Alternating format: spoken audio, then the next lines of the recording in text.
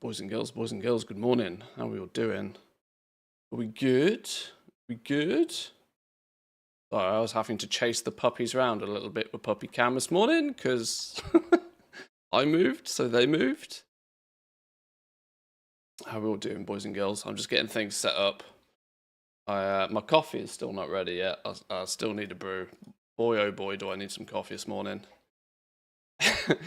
A 24-hour stream of Pup Cam with some looped content to soothe the soul would be a fantastic idea if it wasn't for the fact that the 45 minutes prior to about 10 minutes ago could not be further from soothing.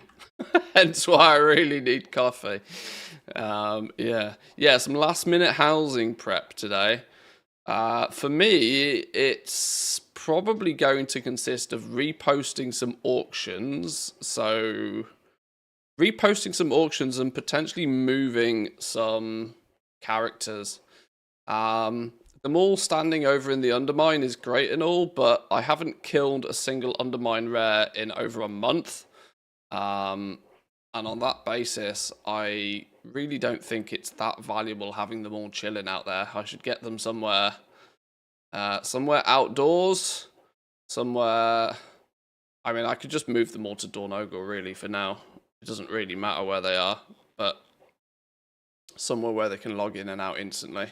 They're not really useful in the Undermine right now. Also, yes, no refunds. I am looking for a couple of people who would want to also take a slightly higher role in the guild in order to help with going into midnight and obviously for player housing and stuff like that. No refunds. There's lots of people in the guild already right now, but of course there's probably a lot of these that are just old people's alts and whatever. And for the purpose of like inviting people and stuff, it would be nice if we could get a few extra people who are willing to step into more of a. Well, there's not really anything to do as such. It's just to basically invite people. If I'm going to be brutally honest. Who's claimed the name refunds? That's genius. Actually genius. But we should probably open up no refunds to. We should do the recruitment post thing again. Need something crafted or a master crafter looking for work. No refunds could be your next home. Living wage for all crafters. Nothing but the best quality crafts. Yeah, there we go. I think at this point I am going to reserve it to max level onlys, as I don't want people inviting all of their lowbie level concentration alts. Although I will untick that once we, cross over into midnight. The lumber amount you gather is laughably low. I won't even bother with it. We'll have to see. I mean, people have done some testing of the flying around and picking up some lumber and stuff on the beta and whatever, but it's I don't think much of the results is going to be that comparable to when it's actually live and everybody's trying to do it. Yeah, you do genuinely only get like 1 to 3 lumber per tree. Yeah.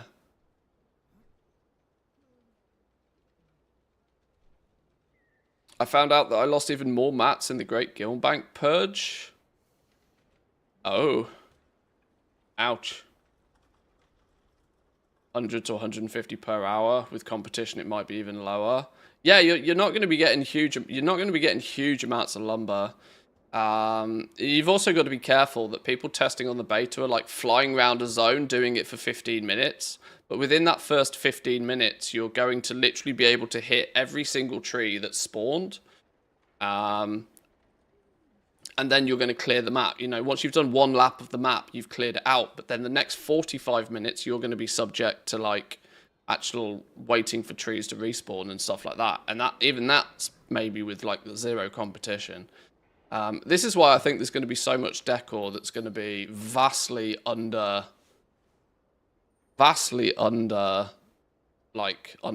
I think. But I'm not sure. Ooh, one of the puppies has got a butt on them this morning. Holy, who's that? Got one under my desk here, which I think might be the culprit. Woo, spicy meatball. They respawn quite fast, like herbs and ore. I mean, you'd hope so. You'd definitely hope so. You would definitely hope so.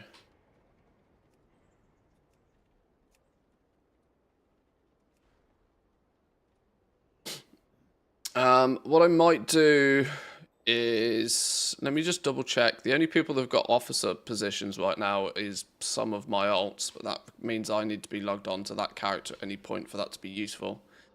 I can comfortably, let me just double check what roles standard officers have, and I can assign a few more officers. Basically, all I want is people to be able to go into the applicants tab and let people in. Where's the permissions thing? I can rank permissions, officers, promote, demote, invite, remove, guild chat, speak. Yeah.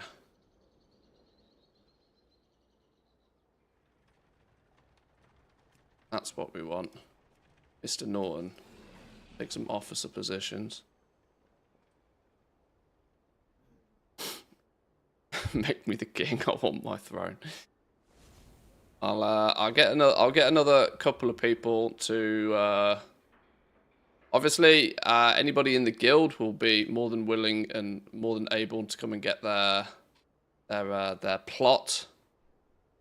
What's the raid goal for the guild? Absolutely none. There'll be no goal for raiding or for mythic plot. And that's obviously not to say that people can't organize that between themselves.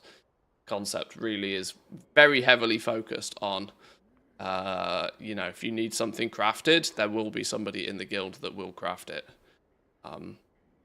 In that vein, it will probably end up being one of the most wealthy guilds in one of the wealthy guilds in at least the entire EU, I'd imagine.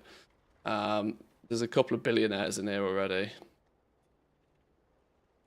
Raiding the monthly bank is back on the menu, boys. But there's nothing in the guild bank. I don't use the guild bank for anything particularly, but I restrict access to it just in case it is one day needed for something important that we can do it. It's not a traditional guild in that regards. There'll be lots of people. There's lots of people that filter into the guild and then just leave again because they come in to place an order. Somebody crafts it, and then they're off again. But that's entirely by design. It's so that people who play on low pop servers that might not have crafters for things can get stuff crafted. Is the neighborhood going to be Horde or Alliance? Good question. It's actually going to be Horde. My main character is Horde. The guild is, I know everything is cross-faction these days, but the guild is Horde. It will be a Horde neighborhood. I know that might restrict some people if you have another character that you play on a lot and you're in another guild, maybe. Selling invites to the richest EU guild? Oh, God. Let me grab my coffee.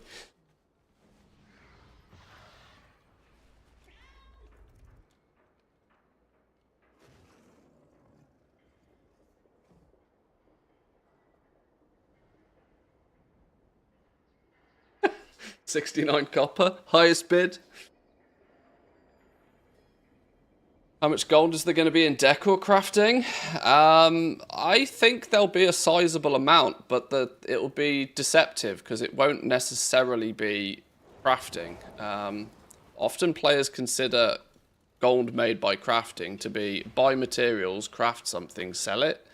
But the reality is I tend to feel that it's actually going to be more of a farming thing than anything else because you must go get your own lumber, which will be the bottleneck for how much you can actually craft, and you will then be working on a lumber farmed per hour kind of setup. We also really could do with paying a little bit more attention to what else is coming tomorrow. I'm sure there's got to be other stuff coming in the patch. I've done an absolutely terrible job of paying attention to what is coming in the patch.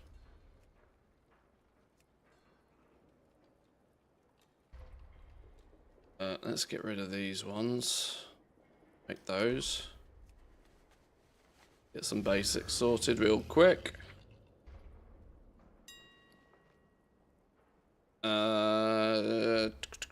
Just grab some of this. Shockingly low amount of these on the auction house. Holy. Retail, dead game. 10 gold tinder boxes. Wow, how times do change.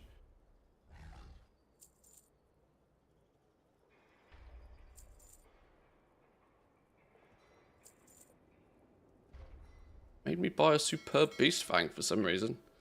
Must be an interesting craft.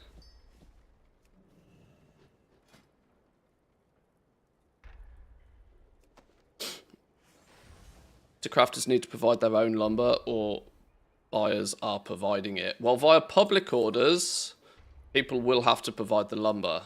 But if you can find somebody to craft, a crafter does have the option to quote-unquote sell their lumber via a commission, which is another option.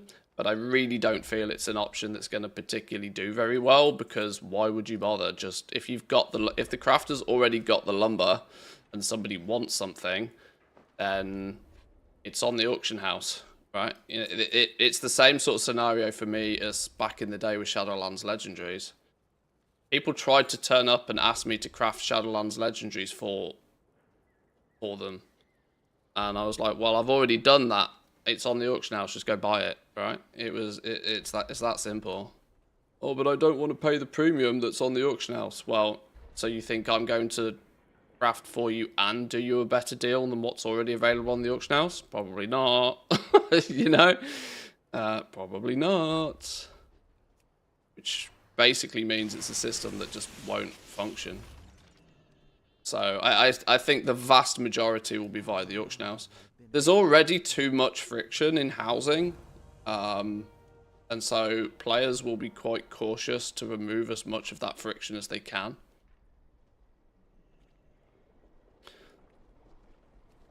Players always like to take the path of least resistance.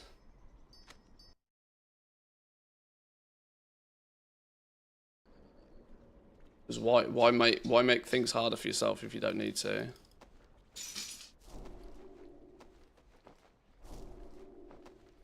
How are we doing, Jack? Welcome in. Been an interesting market. The lumber changes it up a lot. Well, it's been a while since we've had like a farmable bind-on pickup material that goes into crafting. It won't be uncommon to some of us, to the more seasoned veteran. We've dealt with bind-on pickup crafting materials before, but there's it's going to be new for... When was the last time we had anything like significantly bind-on pickup? Part of me says it's Expulsum, but there must have been something since that, really. I don't, for reference, I don't particularly count a soulbound material that you buy from a vendor. So that cuts out Shadowlands Arboreal Shards. But actually, thinking about it, it might be Expulsum the last time we had something that crafters have to work for. Make. Possibly. There's a couple of housing vids we need to watch. What do we got? What do we got? What do we got? Have there been some interviews and stuff, maybe? Blood of Sargeras was awesome. It was Expulsum and Tidal Core in BFA. Yeah. Wonder how fast the market will move with single-use decor going for 10k plus. But this is it. It depends what people end up buying. It depends what people want. There's nearly 300 crafted items going live tomorrow. Did we see the 101 getting started? Yeah, we watched that yesterday. Interview with Taliesin and some devs. I'm going to be honest, the interview side of stuff I'm not bothered about. I don't think there's much we don't know in that regard, surely. But if there's like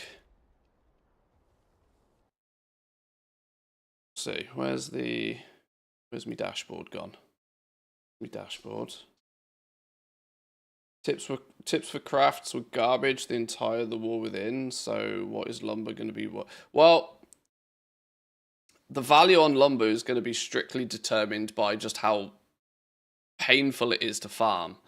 The initial indication seems to be that you're all even doing well, probably not going to get much more than like if you can get more than 180 lumber an hour, I think you're doing absolutely like you're doing stonks. If you're doing more than 180 lumber an hour, you're gonna want to try and wombo combo it with doing something else though, so that you have a backup plan. You probably want a druid with herbalism and mining to be your lumber farmer. And instead of just going around and picking up lumber, what you actually do is pick a popular herbing and mining route and do that and pick up lumber along the way.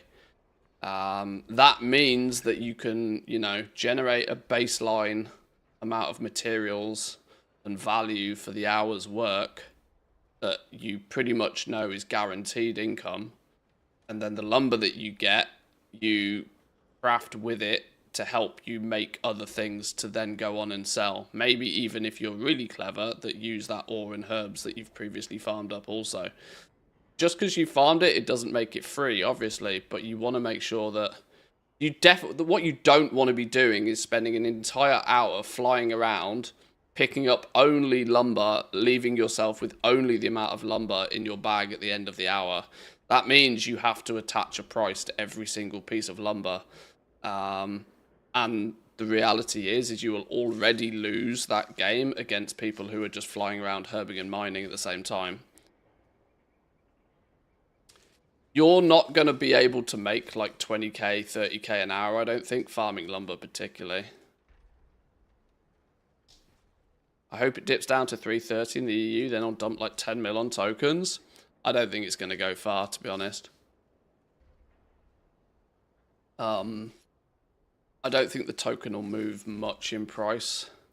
It is going to take an awful lot of people to decide that they want to buy a token or two to buy all of the crafted decor one time just to get it. But you've also got to remember you're competing with people trying to cash out gold to buy the expansion. Think about how many people are going to try and cash out their gold to buy the pre-order to get access to the content in the first place. So you got two contrasting, you got two markets there pulling against each other, which one might balance the other one out, which means the token might not move all that much at all.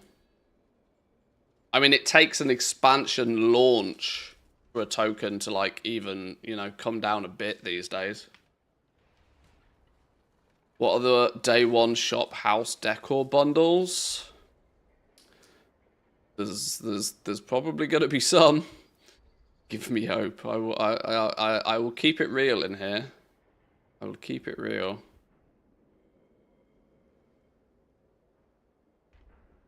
Legion Crafting Guild named Felkier. Yeah, I mean, we'll see what the token does. I mean, we'll have it'll be interesting all the same. It'll be interesting all the same. I still don't know if I need midnight to farm lumber. Blizzard has not said anything. No. You won't need to have pre-ordered it. The only thing that you'll be able to interact with the entire system without pre-ordering, because it comes with the 11.2.7 patch. What you won't be able to do is actually build your house. If you want to be able to build your house, you need to pre-order midnight. You can collect all of the decor and you can start building up your inventory and you can start crafting and selling. All of that comes for free tomorrow. You only need midnight if you actually want to build your house.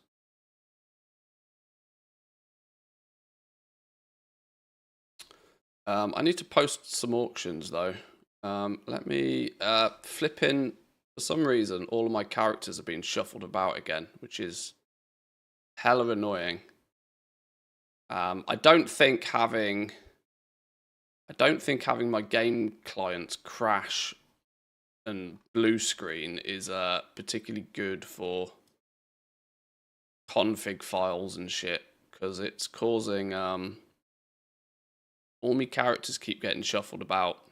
Another reason why I haven't been doing the Undermine farm, because having the Undermine farm to do it optimally requires set teams, so you have 4 characters on different shards carefully split out, and that's proving hard to do when all my characters keep getting shuffled about. Plus I still have way too many characters. Anybody that has gear update, now you see, why has that character not got gear update? Why has that character not got a gear update? No way I've logged those characters on in it in a long time.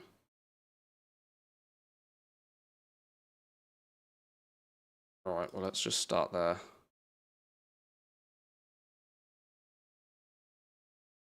These accounts don't have too many bonus characters on, so it's fine.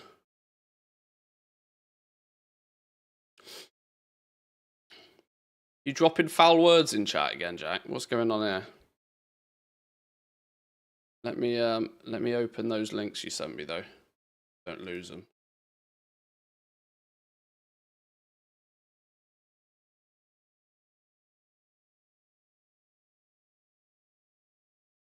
You linked me straight to comments? Was that deliberate?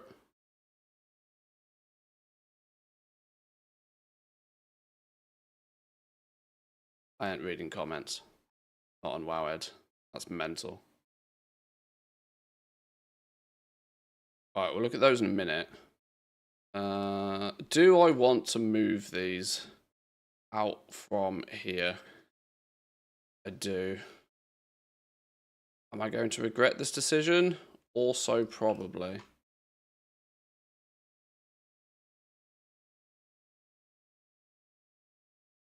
Having them out here is kind of pointless right now.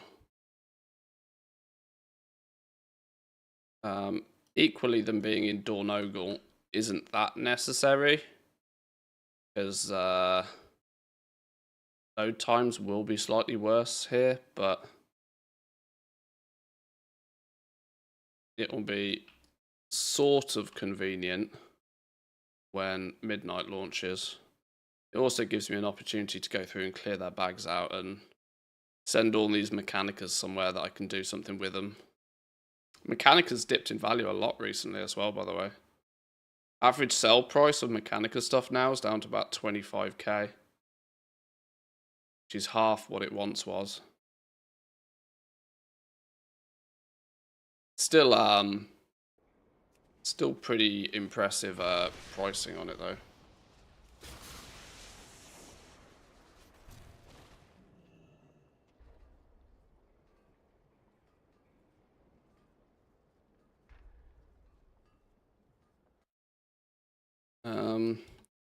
Where do I want to leave these dudes? I don't know. They can just long boy up here, can't they?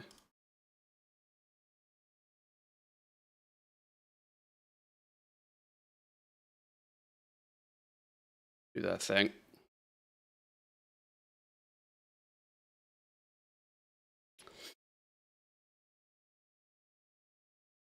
Been way too long since I've checked these characters.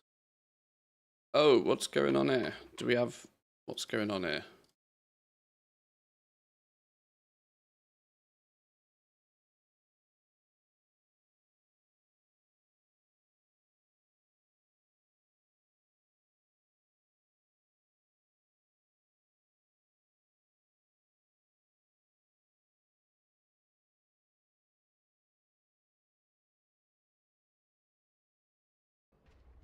And I might need to invite people in the group to get the... Might need to invite people to steal the Canicas where necessary.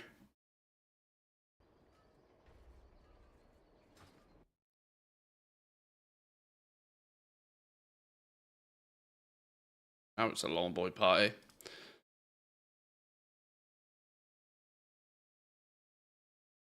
Where are they? There.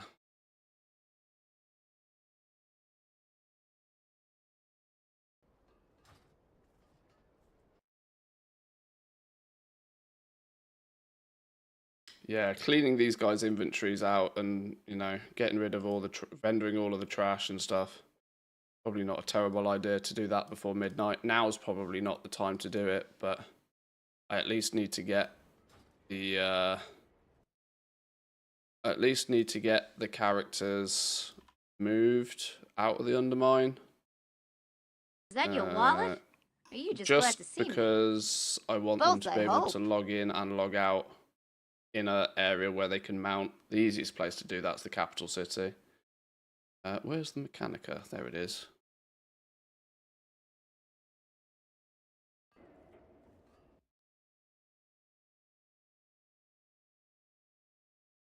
And apparently you don't have any.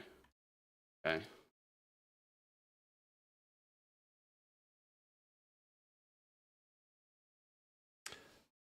Actually, before we do that, maybe I do a quick inventory pass. Not playing shortly after The War Within came out. Should I give up on doing anything useful profession-wise, or should I be doing something? And thank you for the sub, by the way. Many appreciates on that one. Your success with crafting professions right now, at least the War Within stuff, is going to be minimal at best. The fact that it's going to cost you probably a bunch of gold to get them set up would mean I probably wouldn't recommend doing it now. It's going to be super difficult to claw that gold back. But with Decor launching literally in a matter of hours, with Decor launching, your ability to go out farming some lumber tomorrow, craft a few things with your previous expansion professions will net you some gold in the run up to the new expansion, at least. Yeah, I only made 542,000 gold yesterday. It's one of those that's a real goblin problem, that is. When you only made 500,000 yesterday.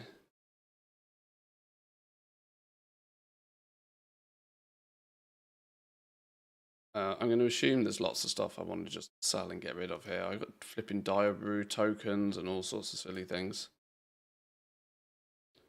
Random ass crests and beef and all this sort of stuff needs to not be in my bags on any of these characters. Yesterday I did a fresh crafting setup. It will cost you a good chunk of gold, but I've already got some returns. If you don't want to start it or don't have the gold, just go herbing and mining old materials for housing. Yeah, my focus is on suggesting to people, you know, I have to speak relatively generically in that regard, that there is always the possibility you can find a corner, right? There's always a possibility you can find a niche that just works for you. But they're very, very, very few and far between. And in most cases, if you haven't played the entire expansion, or you've come back from a long vacation off playing WoW, you probably don't have too much knowledge about what does work and what doesn't work and what's happened, which is going to put you at an even bigger disadvantage. Somebody that has played it the entire time and just chooses to spin up a new alt. You can't disregard the amount of knowledge that you'll have had from playing the entire expansion already. Yeah, focus on anything decor at the moment. Focus on leveling up some of your past expansion professions, maybe, or better still, maybe see which past expansion professions you've already got to at least like sort of 80 skill, and use those. Use those to go pick up some recipes for, and go do that. Will sort of tell you what lumber you might need to farm. But you can't do any of that till tomorrow. The patch comes out tomorrow. That's tomorrow's job.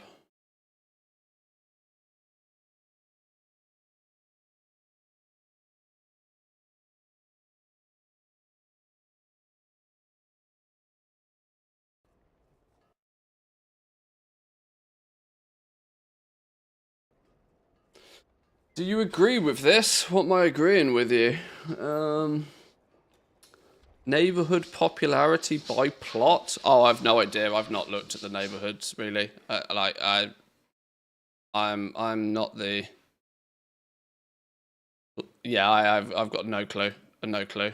I'm going to be honest. I don't really care where my house is in that. But I've had this discussion a few times with a few different people over the last couple of weeks.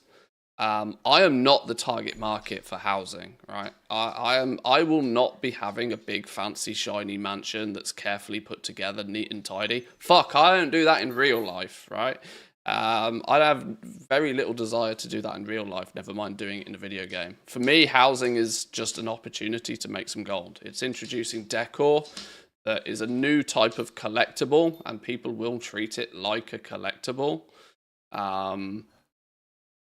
And so for me, it falls into the same category as, you know, transmog, pets, mounts, toys, that sort of stuff. It's something else to go into the pile of things I craft and sell to people, or flip and distribute and do all of that sort of stuff with.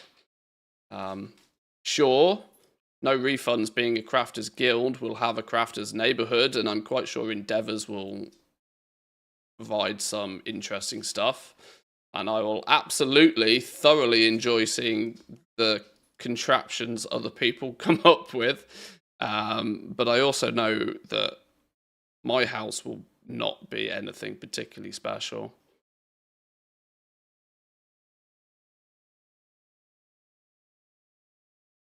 I mean, just like games like The Sims, for example, is clearly where a lot of the target market for housing would be. Now in The Sims, the whole game is build your house and build a family and that sort of stuff. But even in games like that I enjoyed back in the day, my main focus was like get a job in The Sims, build a family, and get lots of money to then build a house. Like the house was just a byproduct, if that makes sense. It's weird. I don't know how to accurately describe it, but I've just realised actually Dornogle is going to have longer than average load times, isn't it? Oh well.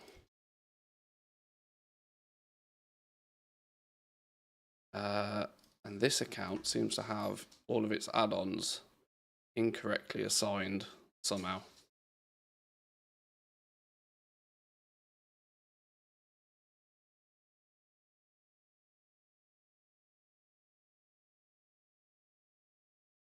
Grand Theft Auto City's better than Midnight. I can't believe GTA 6 has been delayed again. Infuriating.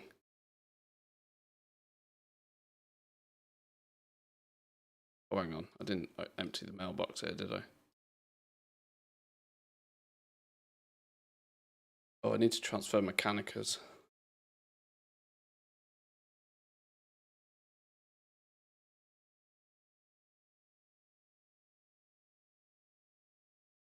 Antheus will create a house, put in a bed, and paint, and it'll be done.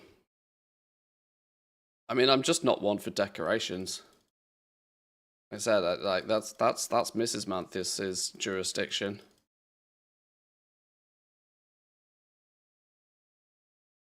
The following legacy currencies can now be losslessly shared between characters within a warband: Apex crystals from WoD, Order resources from Legion, and Veiled Argonites from Legion. Veiled Argonites? I don't even know what those are. There might actually be. I might be quite glad that I tend not to find creative ways to purge resources. I know there's lots of people that always look for ways to like convert resources into gold in somewhat shape or form, and so when they no longer need the resource, they just liquidate it all. Those people are going to be kicking themselves right now. They might have to go back out and farm a bunch of old school shit again. Whereas I really hope I will just have a bunch lying around on old characters that I can steal. Resetting Trillium Ore is kind of crazy though. But it makes sense, doesn't it? It's the rare spawn of ghost iron ore, isn't it? So, and if you want to make living steel bars in an effective way, you often would use trillium instead, because trillium wasn't really used for much, but now there's a demand for it again. It's kind of wild how there's like all of a sudden demand for like all past expansion shit. It's kind of crazy. Gotta admit, I'm kind of into it.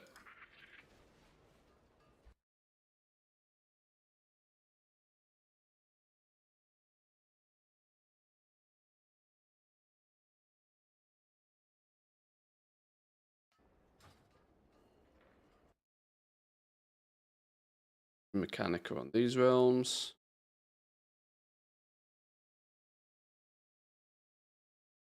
Gonna have to get rid of my Mechanica weak aura as well, aren't we?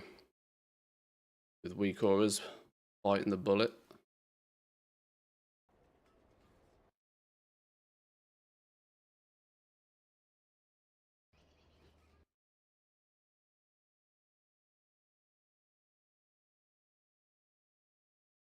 Some components are time consuming to get, like the Black Lotus. There'll be a small short list of stuff. I don't think it's going to be a very big list, but there will be a small short list of stuff that at least short term will see a big spike in price and demand just by proxy of it being a pain in the absolute ass to get. And if it's a pain in the ass to get, it's probably had 10 years for the stock to stack up with no demand for it whatsoever. And if it's still 500 gold a piece, like corium ore, for example, is a prime candidate. I like the amount of corium ore farming that's going to happen in the next few weeks is probably going to be silly, but for good reason, right? Because it's going to be stupid expensive. It's a pain in the ass to get. Heck, you might even see, well, if you need any of whatever the TBC or lumber is, doing a lap that can get you corium ore at the same time, for example, is how you want to go about doing that. Centaur necklaces from back in Dragonflight, are they going to become a thing again? I bet they probably are, aren't they?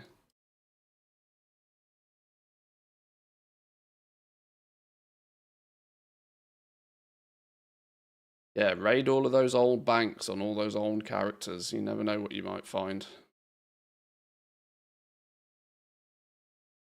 Never know what you might find.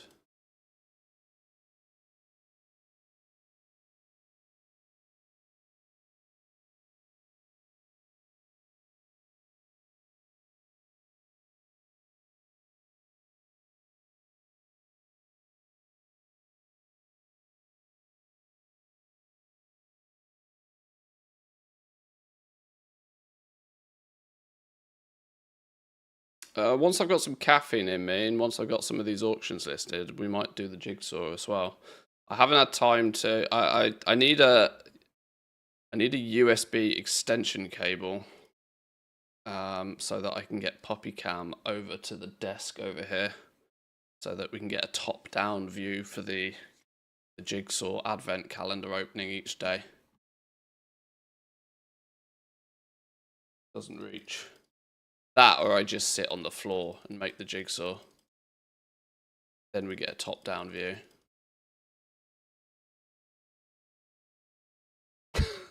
Run the risk of having the jigsaw eaten by dogs at the same time. Well, maybe there's an extra level of chaos there.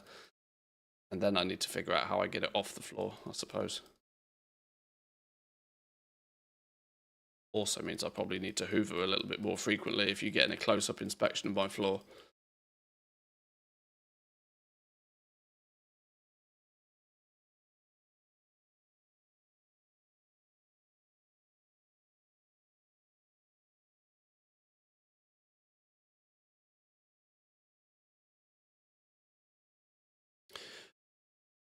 A little refresher on TSM from a restocking perspective for old crafting stuff. I mean, like, I've gone basically 2 expansions now without using TSM for crafting anything.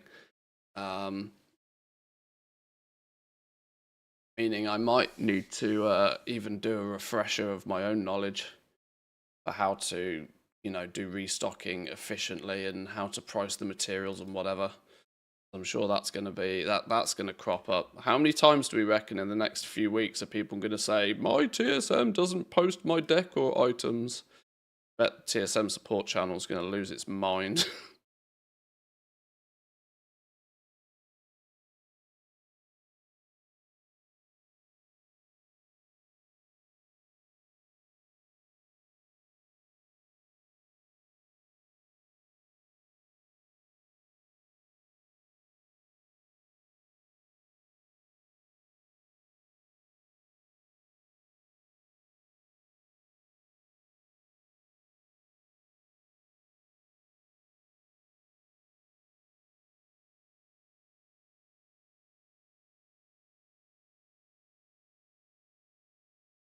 Any TSM news on it?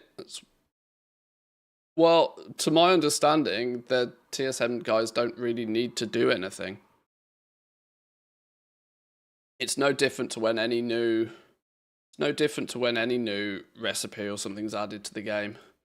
Once TSM sees it in the crafting window, it will be able to generate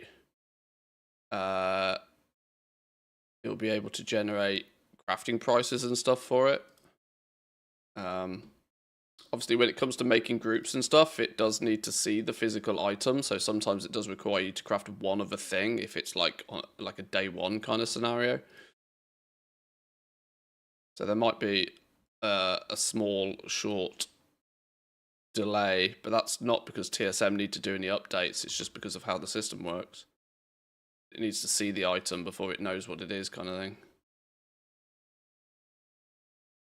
Firing up the NA count as I type.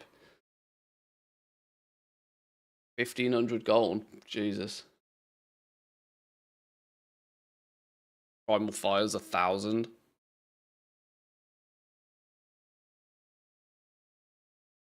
Team Farmer is going to have... it's going to be like Christmas come early for Team Farmer, honestly.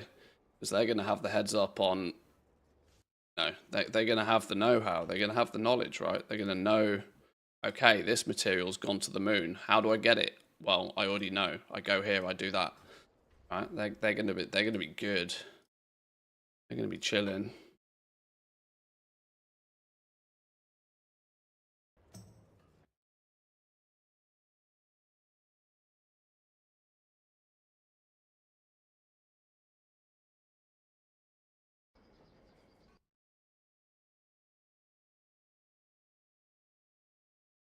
Don't have any Mechanica. Right, you peace out.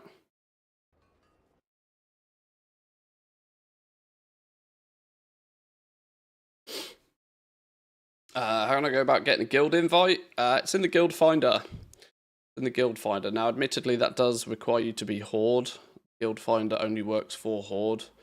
Your Alliance, you need to whisper either myself or somebody else online.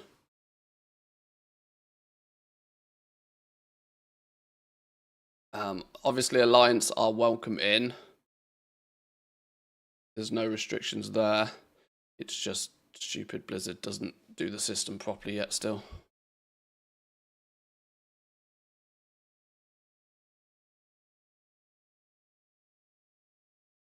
Now, in the past, I had like a filter community set up, but then it still got messy. The easiest thing is just to whisper myself or anybody else online within the guild, or a ping in the, you know, don't ping, but like, you know, ask in the Discord or something. People can, somebody in the guild get you in. Every single one of these characters seems to have the wrong add-ons. This one specific account. I don't know how this has happened. Well, I do know how this has happened. It's when my game crashes, it does stupid things.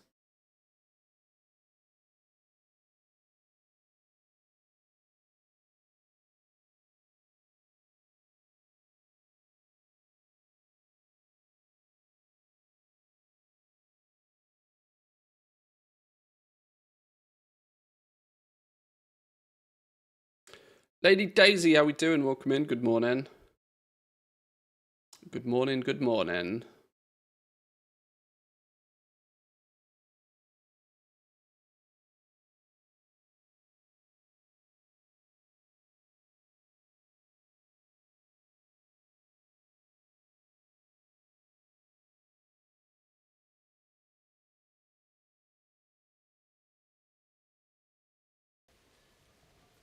I'm going to be on my main character for quite some time, whilst I do this anyway. So there's I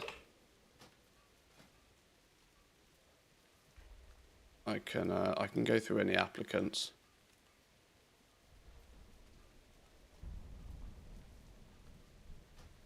You should it should just be searchable.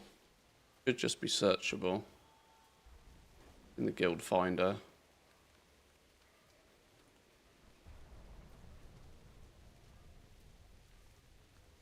Searching for no refunds, it should come up.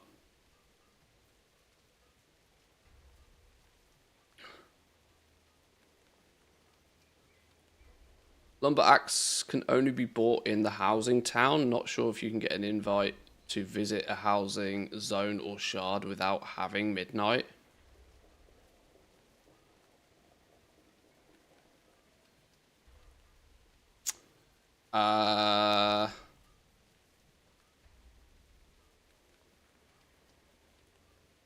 Okay.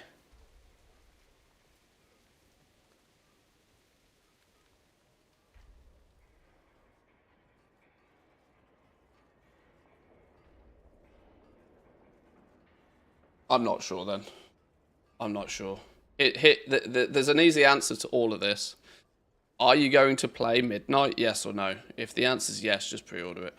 And I know I know it goes against some people's moral code, but if you pre-order something today and you get what you want tomorrow, is it really still a pre-order?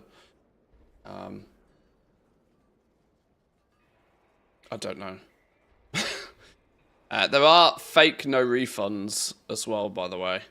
There are fake ones that are not us.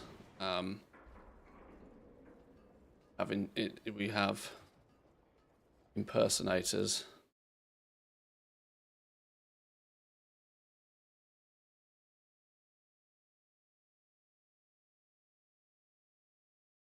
Sell over here. Resonant Echo and a Jeepers, couple of pets.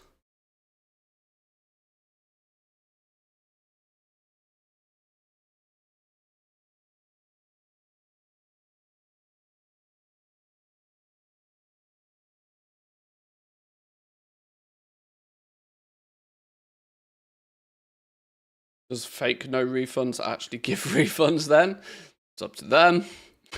They might do.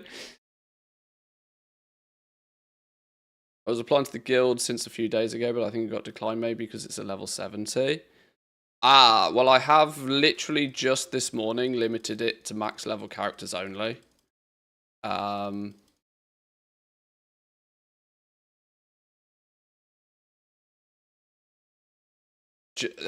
this is really on the basis of that I don't want people to invite all of their low level concentration alts into the guild. And I also want to, but I still want to allow everybody to invite anybody else that they want. So it is max level at the moment. You'll need a max level character. We will remove the restriction for a period of time when midnight launches, because of course everybody will be leveling.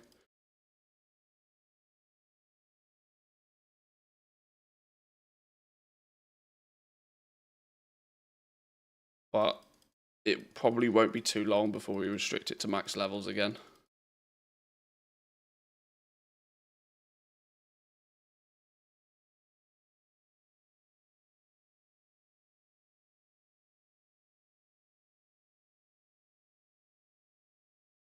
Any mechanicas? No. Get rid of some vendor trash.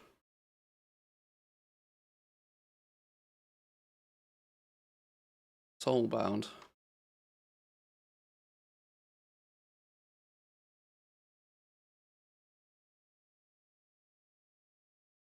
Oh, you've got a Mechanica.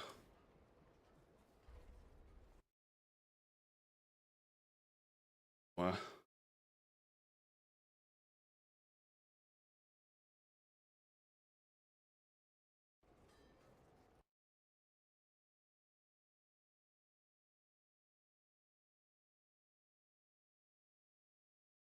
Random rubbish from farming the undermine for months.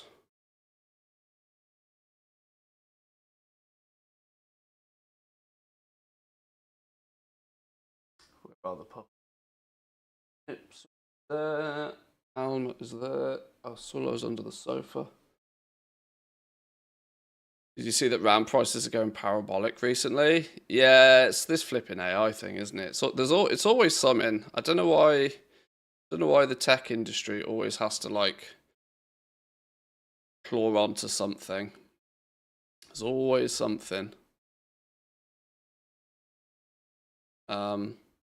Which is why I'm really hoping that I don't need to buy any more or replace any RAM anytime recently. Because that's not something I'm looking forward to.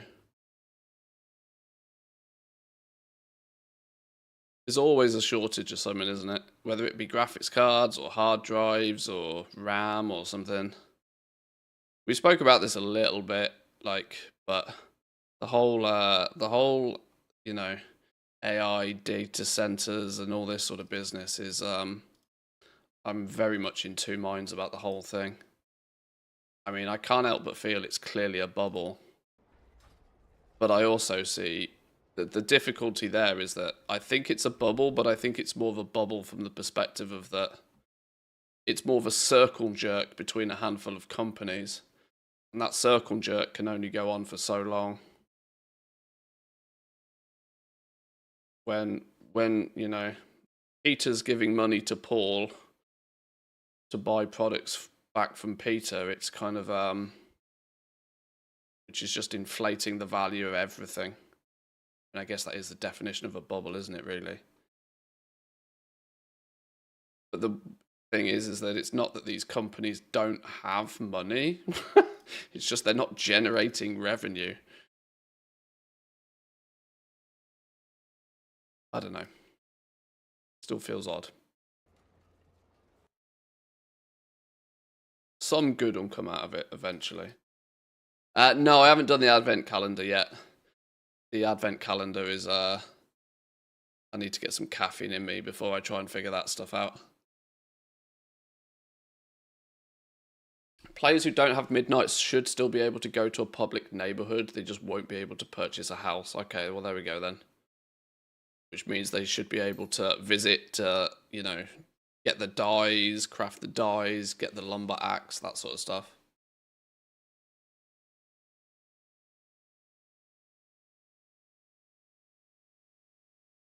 That lot should be fine.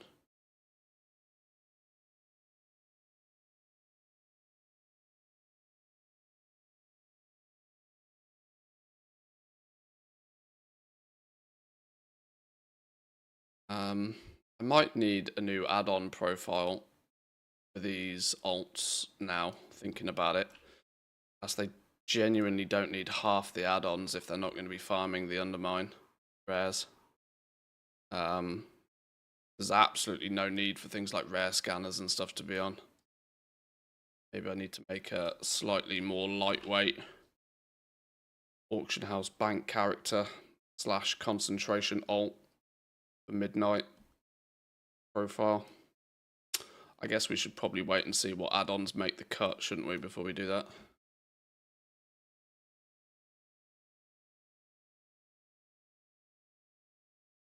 Parking them all here for now. No real reason than just this is where they pop out the portal.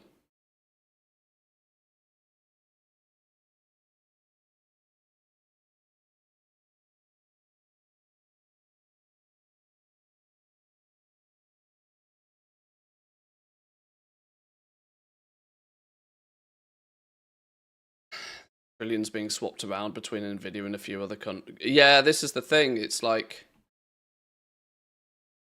Yeah, I don't know what to make of it. I don't know what to make of it because it feels like Nvidia are just buying their own customers right now, which surely can't go on forever. You are paying your own customers to buy products from you. That is only that surely can only work for so long. Surely a competitor's going to come along with a substantially better product. Like Nvidia are not the only GPU manufacturer in the world. Sure, AMD are not doing incredible things. And you know, Microsoft have given it a go, but I don't even really think right now that Nvidia GPUs are like particularly optimal for the job. They just work better than the rest.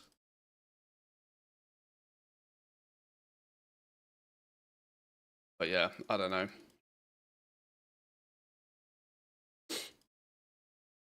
Deck would be cheaper to buy on bigger realms, wouldn't it? Logically, but only there's two things at play there. Bigger realms are only cheaper if there is a mass oversupply of whatever the thing is. It's not uncommon for bigger realms to be more expensive on some things if there's actually a shortage of it. So by proxy of the fact that there's just so many people on the big realms, they just hoover everything up. So it can work both ways. It usually doesn't, but it can work both ways. And the reason I say it usually doesn't is because there is very, very, very rarely a shortage of anything. But it doesn't mean it can't happen.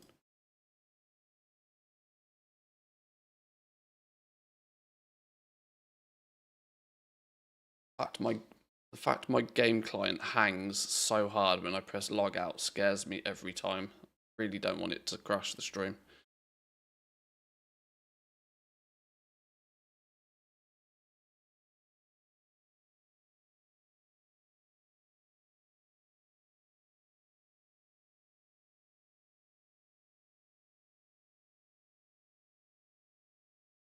Resizing windows all the time is probably not great for the old graphics card either, but not a lot I can do about that.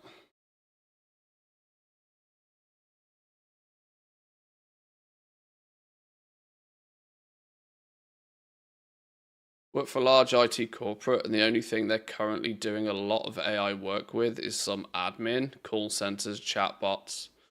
They said they're very hype about agentic AI. Many of the guys are pretty convinced it's going to be pretty job destructive in the next few years.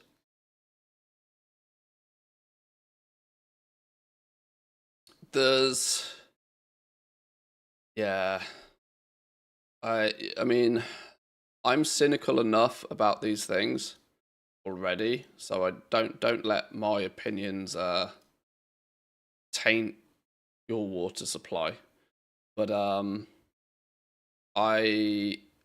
I somewhat see the argument from the big companies about what AI is going to do is all about productivity and all about, you know, making productivity so automated that it can massively reduce the cost of everything, you know, help reduce global inflation, help minimize countries' debts, all of this sort of stuff. And I'm like, that's just not how shit works, because there is humans at play in this, and humans are greedy. And unfortunately, whenever a company becomes more efficient, they don't put their prices down; they just make more profit. Like, if companies reducing the costs of things, like look at the amount of technology that we've gained in the last 2 decades, yet the price of most things has not dramatically decreased. Certainly not anything that helps General Joe. Not only that, but corporations will also try their absolute hardest to find any excuse to put their prices up. They're not incentivized, and this is how, and this isn't any one single person's fault. This isn't any business's fault. This is just how there are some fundamental flaws in how business is operated. When people are incentivized based on profit performance, when they're targeted based upon things like profit, then of course people are going to do what they need to do to drive those numbers in the right direction. Which is why no company in their right mind is incentivized to reduce the price of its product to help the the customer. The only time they will consider doing that is to maybe get more customers. The greater goal is still always to produce more profit. And for as long as companies are still targeted and operate and run in that fashion, no amount of productivity improvement is actually going to trickle down and help General Joe. It's good in theory, but it's just not realistic in practice, I tend to find. So AI is fundamentally, if it gets to the point where it can do most mid-level office jobs, all companies will use it to do is to reduce their workforce, to reduce their wage bill, and to make more profit. I can't see how it's going to surpass any greater level of value than that. Obviously, I'm no expert in this. I'm basically waiting to be made unemployed at my current job. I think of a lot of other people who are in the same boat. Yeah, I like we're verging on getting political here, and I try to keep politics out of the stream as much as possible. But like, millennials couldn't have been fucked any harder, really, could they? We went through education being told that, you know, you pick up a skill, and your skill was either, you know, go be a bricklayer or a plumber or something like that. But the real money was in, like, you know, tech development and this sort of stuff. So lots of people spent the entire first 25 years of their life educating themselves on something that is now very likely to be just done by a computer in 5 years. Which does, yes, without question, put people in some very sticky situations. It fundamentally means everything that they were told and thought they were doing to, you know, put themselves ahead of the curve might actually then generate huge quantities of people in their 40s looking to reskill because their profession has just been rug pulled. And the problem I tend to think is that most society's infrastructure isn't ready for the biggest chunk of people within their society to all of a sudden very quickly be out of work.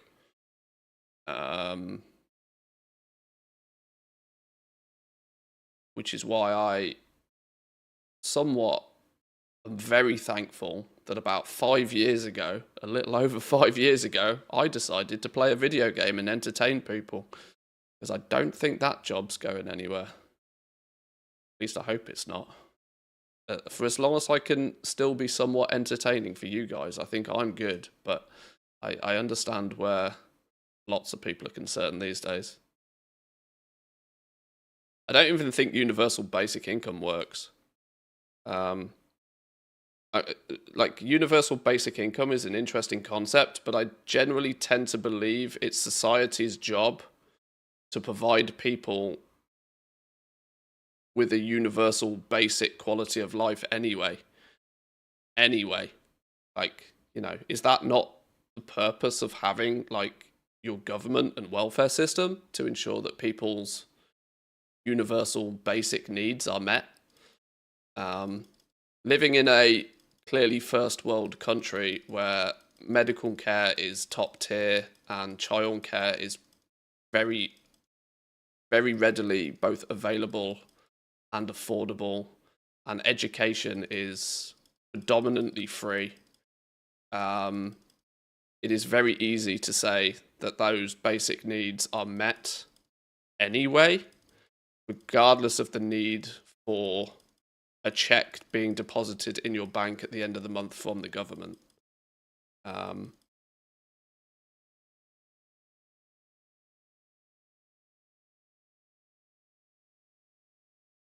Yeah, I don't know. I don't know where I was going with that, other than to say that it's kind of pushing for that. I see the logic, but I just don't feel that giving people a check is going to fix anything. People have to be, you know, the concept is solid, but it needs to be done in a way that it's not just give people money. Just giving people money just giving people a check feels like taking the easy way out, where the real solution should be that these fundamentals that people need that money to spend on should be provided to them anyway by default. Yeah, Americans just get fucked. I mean, the TLDR to this is, I hate to tell you, America, but your system is very flawed. Very, very flawed. And the rest of the world looks at it and knows it, tries to tell you. But a lot of the time, short of upping roots and moving, there's not a lot you can do about it. Fortunate.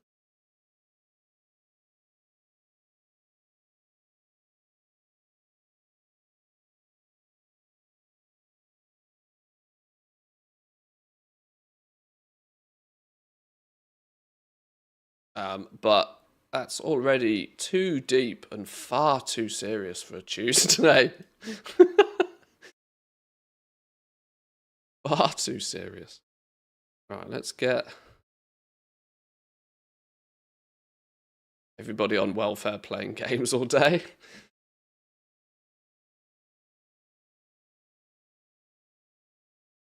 Do I just want to put that on? An item level stick.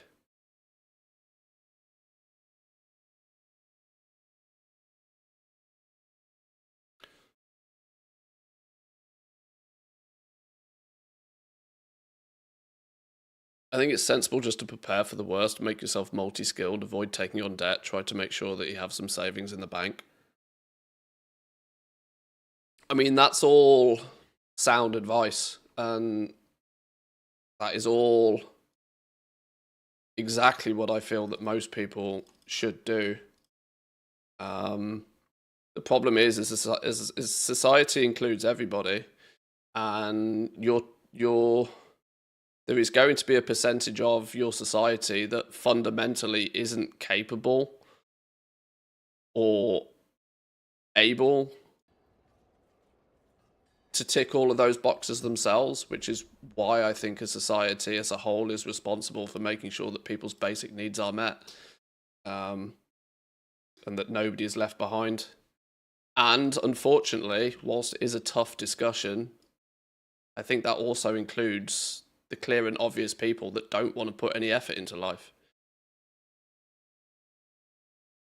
I still think that even people that don't really want to, grow themselves, they don't want to push themselves, they don't want to better themselves, you will always have a good percentage of society that just doesn't want to do any of that and will be more than happy to, leech their life. But I still think those people's basic needs should be universally met. But, if you want to go above and beyond, if you want to buy the latest iPhone every year, you are going to have to put in a little bit more effort than the average. But, 20%, even 50% of your society is always going to be leechers. And it's the top 20% that will pay for that. But the top 20% will also have a significantly higher standard of living in the first place. And the reality is the top 20% paying for the bottom 50% won't dramatically change the top 20% standard of living in any way, shape, or form. There comes a point when you've got so much money. There comes a point when you've got so much money that your income would have to exponentially grow so much further for it to actually change how you live that doesn't really matter. And that's unfortunately just how society's always worked. Because everybody is different. You'll have some people that are happy to just mooch along on unemployment benefits, eating pot noodle, you know. Those people are more than happy, more than, you know, nothing against those people doing that.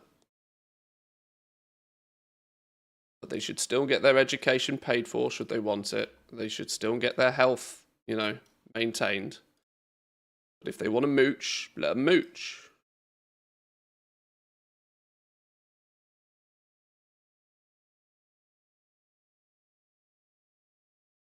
Yeah, way too political for the morning.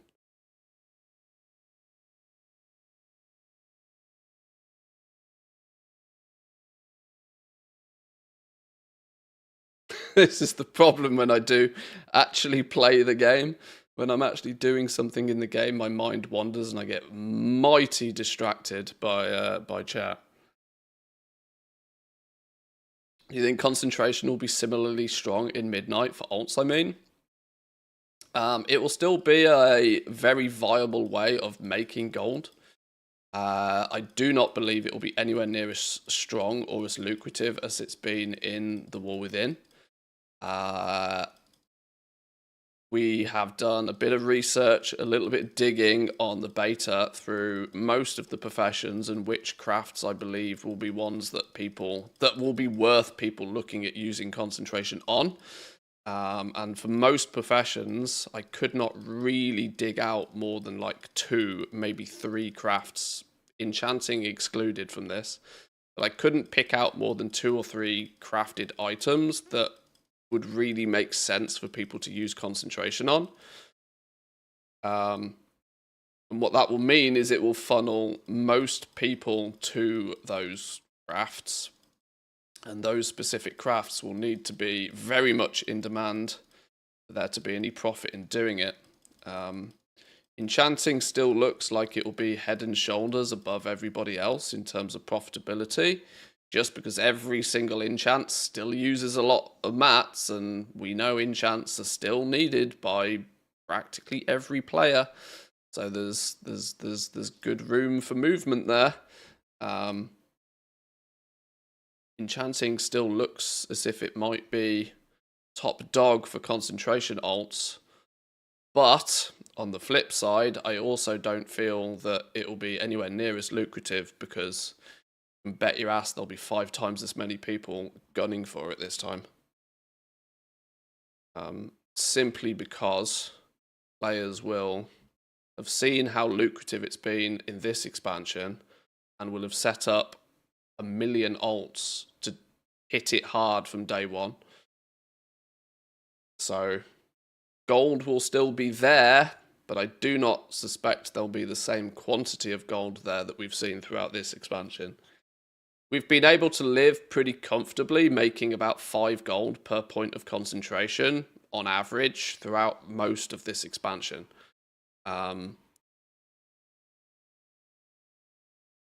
I think very quickly we'll hit those same numbers, and probably substantially less than that in Midnight, is my predictions. I think if you can squeeze 2 gold per point of concentration in, you know, past the first 2 or 3 weeks craze of a new expansion, I think the profits of concentration are going to get nuked real fast. So, yes, concentration will still be a thing. But no, I don't believe it will be anywhere near as lucrative as it has been.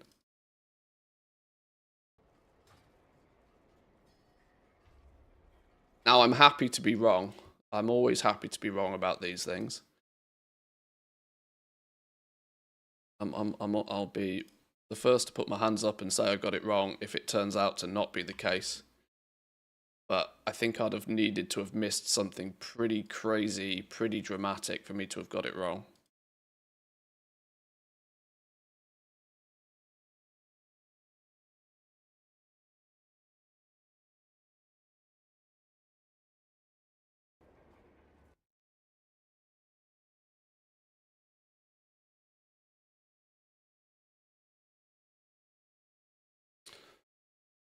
So hyped for March to be able to farm dirt piles again. Yeah, you're going to be out treasure hunting again, aren't we? That's going to be something that most people have not had to worry about for a while. Farming up all the treasures every week. That's going to be that's going to be a task and a half. That's going to be a task. Not only flying around on each and every character to pick up the the one-time treasures, but doing the weekly treasures, which are a thing again, by the way, for maybe those who haven't looked at midnight stuff in too much detail. Your sort of 2 weekly treasures from 2 weekly knowledge points items from treasures are a thing again. But no Mechanica, you just log out.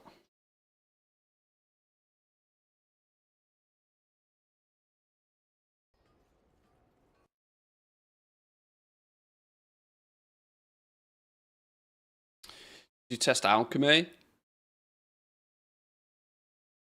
Alchemy is a little bit more deterministic now.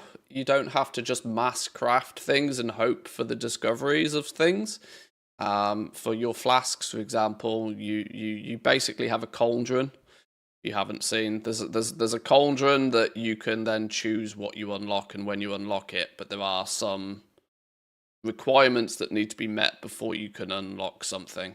So for like the flasks, for example, at the moment, you can cherry pick which flask you want to unlock, but you might need to craft 10 flasks to be able to then unlock it, for example. So they've taken out the RNG of leveling alchemy. But at the same time, they might have accidentally deleted thaumaturgy. So that's a good 1/3 of alchemy that they've put in the bin, which is a bit of a shame. And the transmutes don't look particularly spicy either at the moment. I can't possibly see how converting 10 motes into only one of another is ever going to be profitable. But I've not thoroughly tested transmute.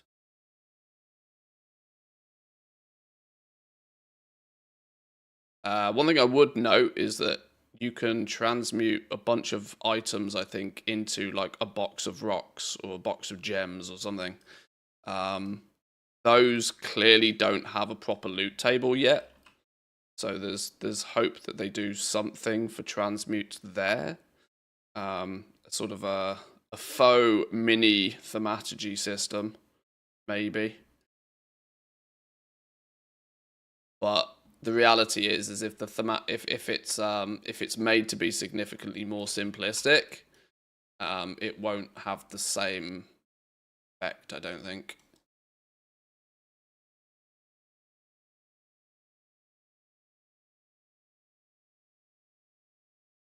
To put it this way, I don't think thaumaturgy was overly complicated. I think it's fundamentals. It turned these materials into these materials, and they took all of the base materials and made sure that it was evenly distributed. It wasn't overly complicated.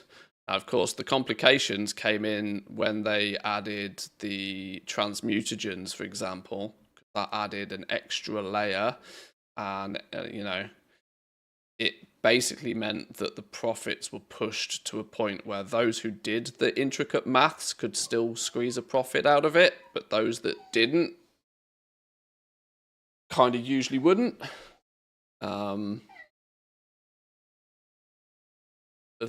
that was the skill gap in thaumaturgy to make it worthwhile goblins playing with.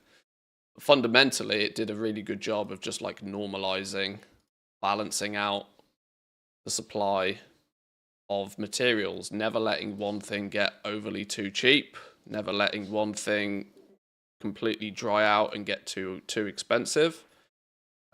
It was a good balancing act. Shame it's gone, to be honest.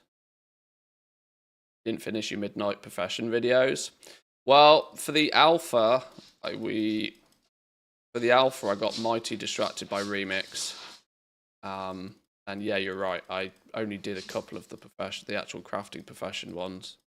In the alpha, it was very difficult to get much more than a very basic overview anyway. Now we're in beta mode though. Once the hype of player housing is sort of passed a little bit, then it will be time to revisit the professions for like proper deep dives. Get some actual video content that people can refer back to. Early beta, things were feeling really kind of broken, and I didn't really feel as if I could get a good deep dive video done on a lot of the professions, because everywhere there was a big gaping hole in the profession that until that hole was patched out, kind of hard to understand exactly what they were doing. Jewel crafting, for example, flipping prospecting didn't work. And in some of the gear crafting professions, the right mats clearly weren't on half of the craft. So there was lots of stuff that still needed to be done before worth talking in too much about those.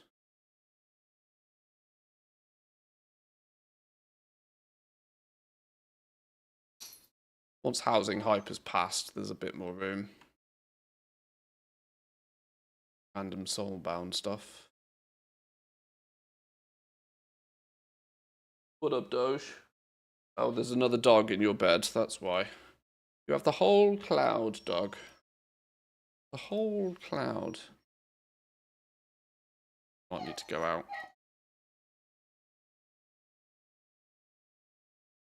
Leather especially needs it. It's always group farmed, so worthless in 2 days.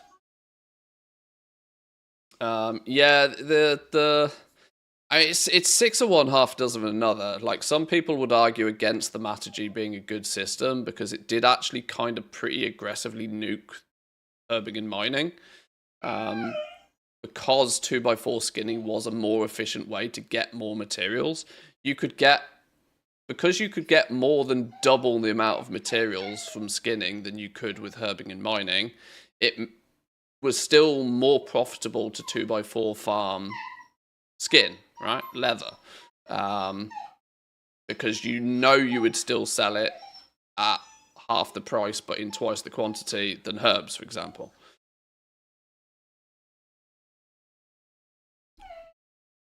Bubez, another dog in your bed. Relax. I know. Let me quickly finish these last few characters and then I'll take the dog out for a quick pee. She won't stop this until I do. You're finished. Apple, chill for a minute, girl. Chill. She has no chill button. These days, she starts whinging when she wants something, and she's old enough that she gets away with it every time.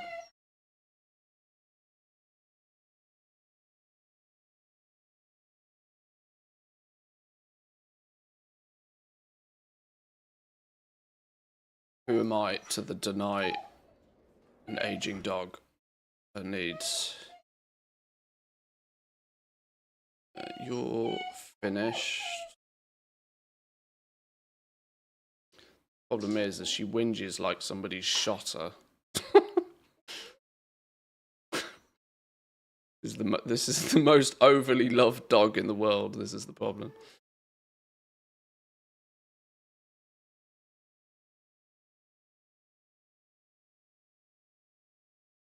Get rid of you.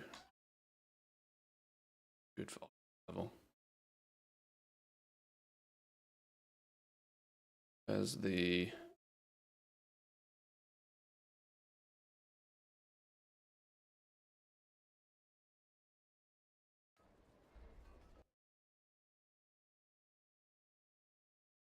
Right, you're done as well.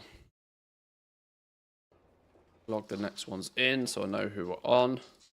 And then you'll have to bear with me for 2 minutes, boys and girls, while I take a couple of dogs for a quick pee. So then we can somewhat focus. Oh, have you given up the bed now? Okay, right. I'll be back in 2 minutes, boys and girls. I won't be long.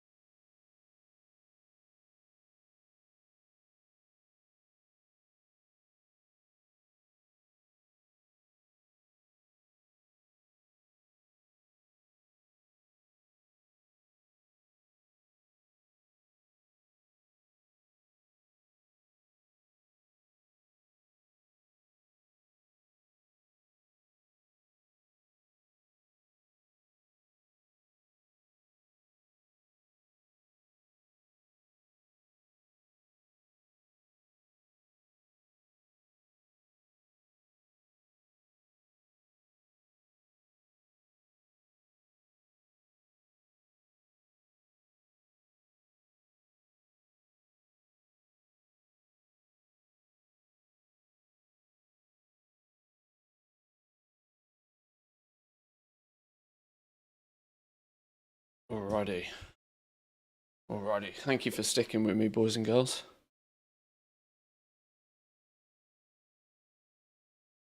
Somehow the charm of harvesting 25 garrison herb nodes daily wears off quite quick. It wasn't fun back in flipping. It wasn't fun. It wasn't enjoyable back in bloody whenever it was. Many moons ago. I didn't enjoy it back then. I can't possibly see much value in doing it now, but I would also point out that one of the reasons why garrison herbs and ore is historically so goddamn cheap is because I very, very strongly have suspected over the years that the garrison is just completely bot automated. Because it's, they can completely hide in the shadows.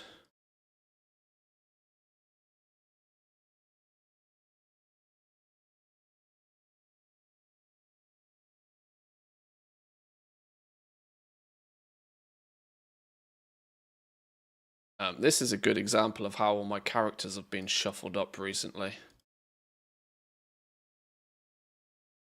Because this is the wrong team. These are not meant to be paired together.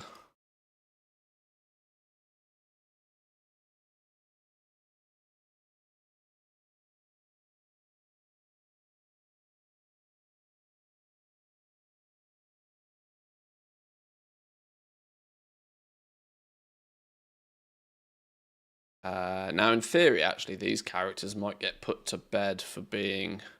These were my prospecting and thaumaturgy characters for a while, which might not have too much use, short term anyway. Thaumaturgy is still going to be a useful tool to have, though. I still think, believe it or not, I still think there's going to be money to be made in thaumaturgy, even since they haven't carried it over to midnight. I still think the War Within is going to... War Within thaumaturgy system will still spin a profit because there's always going to be some desire for crafting those flipping big boy engineering mounts. And one of the primary ways to get ore will still simply be thaumaturgy.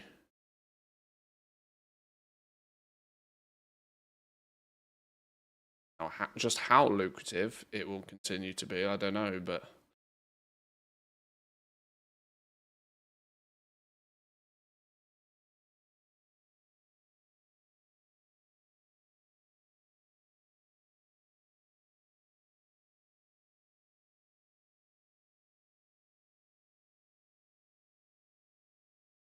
There must be so many of those herbs knocking about now. I've got thousands myself and I'm a casual garrison visitor. Yeah, exactly. In theory, there's probably an awful lot squirreled away right now. So I know they've gone up in price the last few days, but there's also going to be a lot of people that squirreled them away ages ago and haven't really thought about putting them back on the auction house yet, because you're more novice flipper might not have realized that the time to sell these things for the highest value might have already happened. A lot of materials, at least.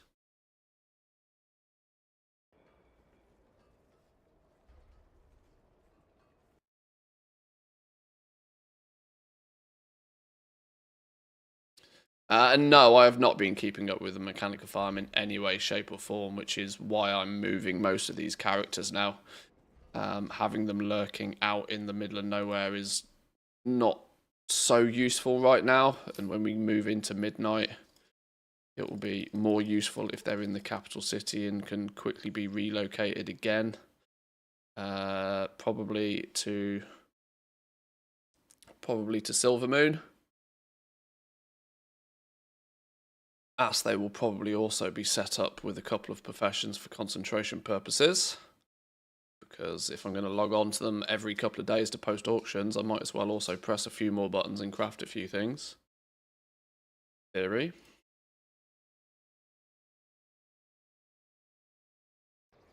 I really should have done that. These should all have already had enchanting for flipping months, but I could not be bothered after the fact of setting them all up to then also give them level enchanting on every single one of them either. But the beginning of the expansion, it'll be worth doing. Same for me, took a while break, didn't get those account subs running again. Yeah, I mean, the Mechanica farm was the bread and butter for making sure that these accounts didn't cost anything. But I would still, but since they are now not really farming Mechanica, they're relying on the profits from multi-realm flipping, which equally don't happen if I don't log on and actually repost all my auctions religiously. So I can understand why, if it was just accounts that you had set up for Mechanica farming, the very second you stop doing it, those accounts stop paying for themselves.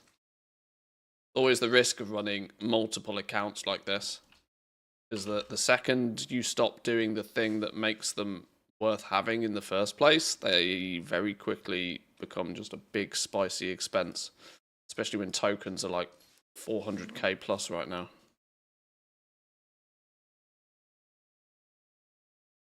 What's the Mechanica farm? Killing the rares in the Undermine on as many characters as you humanly can to get as many miscellaneous Mechanica as possible. Each one of these still has a value of about 25,000 gold apiece, but you really do not get very many of them, hence why their value is so high. People have used, multiple accounts to be able to have enough characters to farm them efficiently enough to make it worth farming for.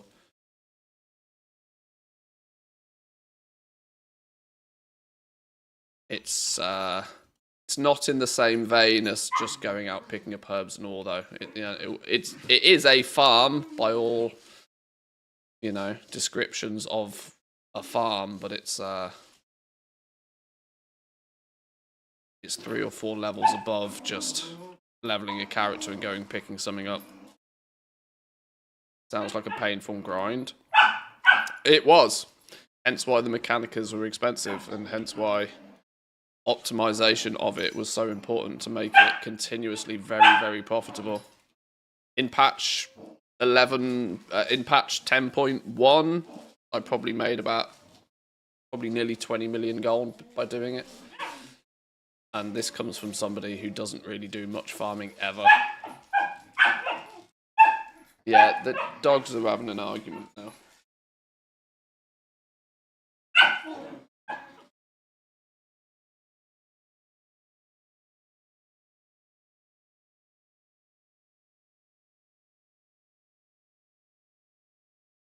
Took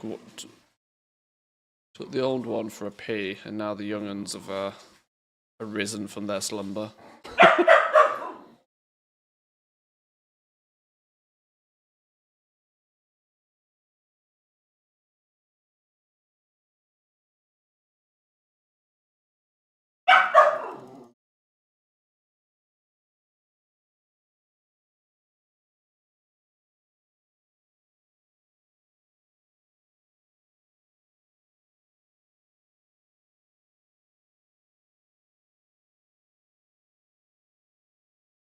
Most people didn't consider Mechanica farming as something like on a per hour basis, because you don't get them that frequently. This is the problem. At the peak, I was getting I think I was getting about 80 a week. It was about 80 a week, but I was spending about 2 hours a day actually doing it, and that was not taking into consideration all of the setup that it took to to level all of the characters and get it all sorted. It's a combination of 80 characters in total that were farming on it. So this is my point. It's not a standard farm by any means.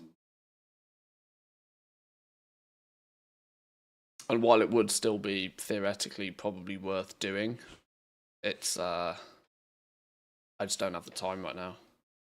Or the desire, to be honest.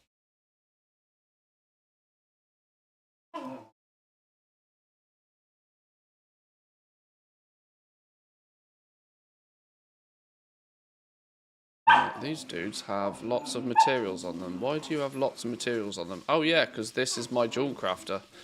Ooh, that makes sense. That makes sense.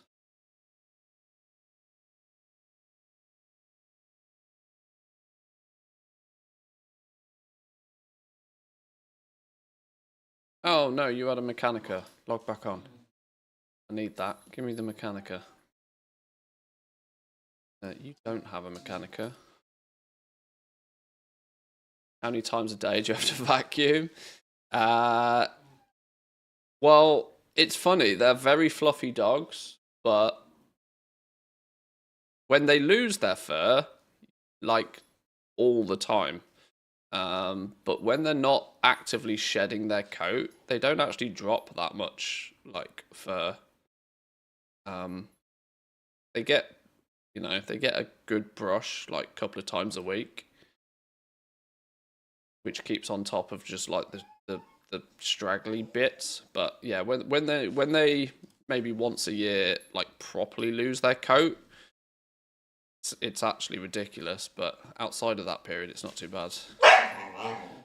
Believe it or not, they actually lose less fur than like a Labrador or something. My in-laws have 2 Labradors, and they leave brown fur on the floor every single day, like a layer of it. Like, it's kind of crazy. Yet my dogs look as if they would be significantly more fluffy and cause significantly more amounts of cleaning, but it's not actually the case. This dude's got a Mechanica somewhere. Is not grouped up. Hang on. Why are they not all grouped up? Harvest the Mechanica off you.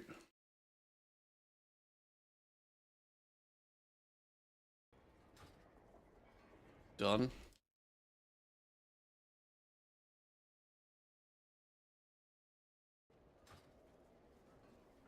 Done.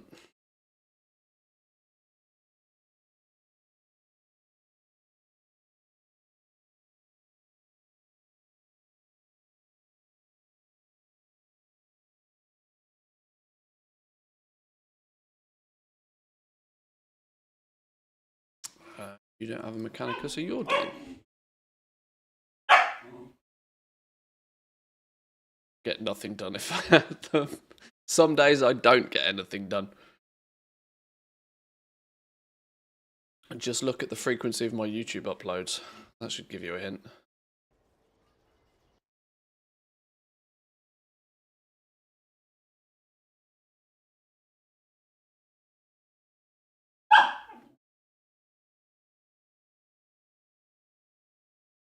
This is why I was this is why when offered the opportunity to even get a 3rd and then the 4th, I like find it very difficult to say no.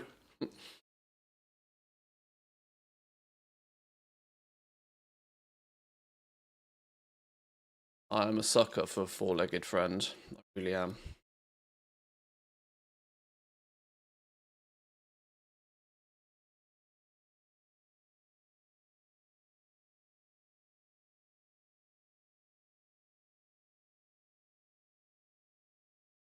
How many hours a day do you play WoW?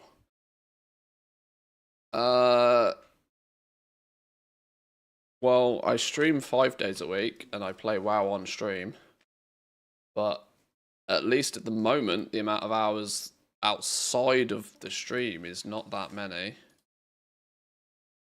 But it's because when something big and something interesting happens, a lot. An expansion launch, for example. 12 hours a day, easy mode.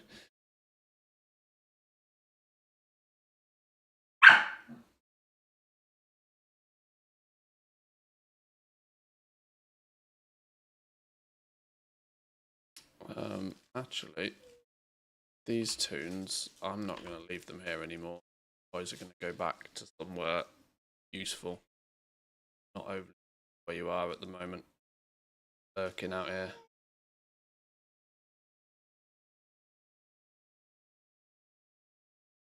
To be fair on the neighbours or the dog.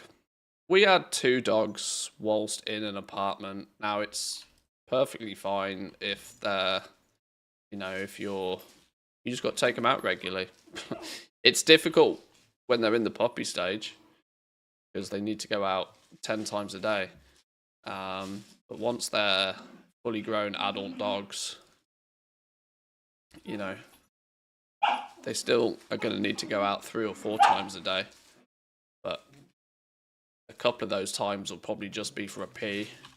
Give them some, as long as they're getting good exercise, which in that scenario, it doesn't matter if you live in an apartment, a house, a mansion, or what. You know, there's still the requirement that the dog needs to get some good exercise. I don't think it matters too much in that regard.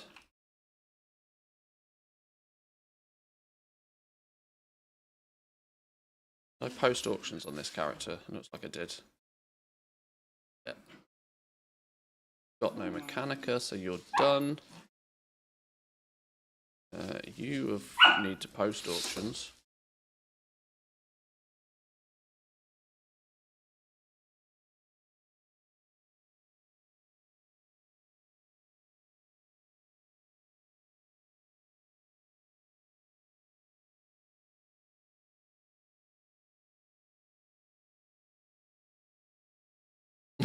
It's convinced me to buy dog. Hang on. Sorry, it wasn't the plan.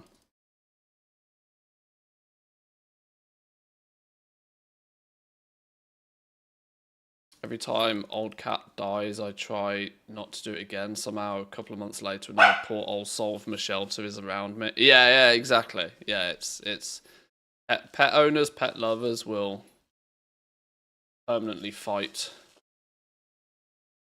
against the grain.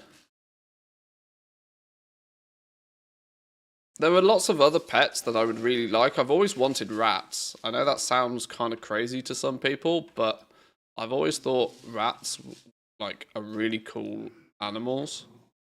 I think they make fantastic pets. The problem is they just don't last very long. I don't think I could go through that. I don't think I could go through the concept of that more than a couple of times without literally losing my mind. I mean, because rats are kind of the rodent dogs. They're very affectionate.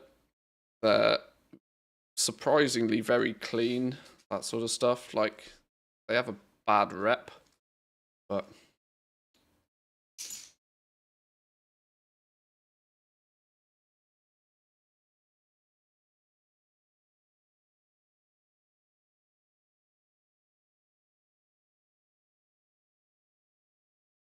I had rats and gerbils, and yes, they are fantastic.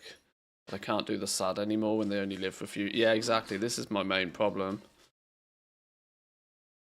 I didn't have gerbils as a kid, but at the school I went to, one of the biology teacher just had loads of like pets and snakes and rats and all sorts of fun stuff. And this meant that like summer holidays and stuff, the kids were able to some of the kids were fortunate enough to look after those pets over like the summer break. And one of my mates looked after the gerbils one summer, and they were just awesome animals. They were really cool. That's my only exposure to gerbils, but in the same vein, they were very cool. Chinchillas, 8 to 10 years. Chinchillas I've always thought are cool. You have to get them in pairs, don't you, though? Because they also, like, bond for life. And if one dies, the other's dead, like, within seconds. Because they just die of heartache. Is also really sad. But yeah, chinchillas always looked cool.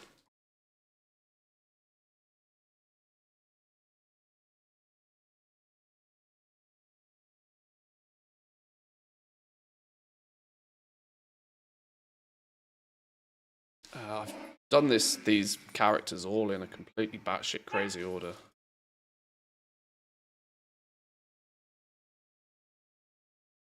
You need to give your Mechanica away. That's why you're in the group.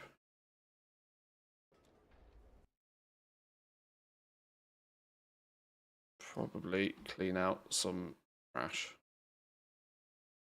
Yeah, bind on equip, soulbound, get rid of it.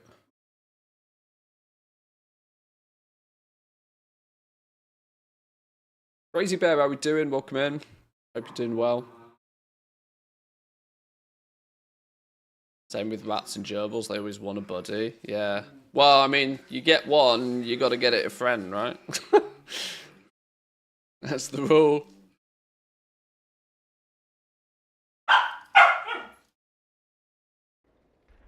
That is the rule. Brothers bringing home their puppy. Cuteness overload.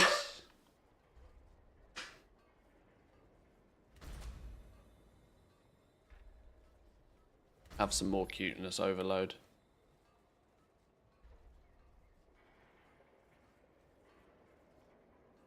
I haven't put the proper lights on, so it's quite dark in here. Flipping grim outside, which is why I haven't even bothered opening the curtains.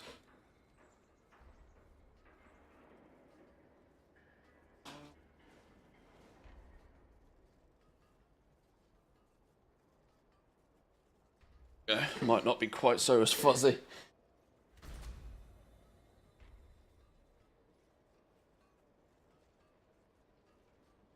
Looks very relaxed.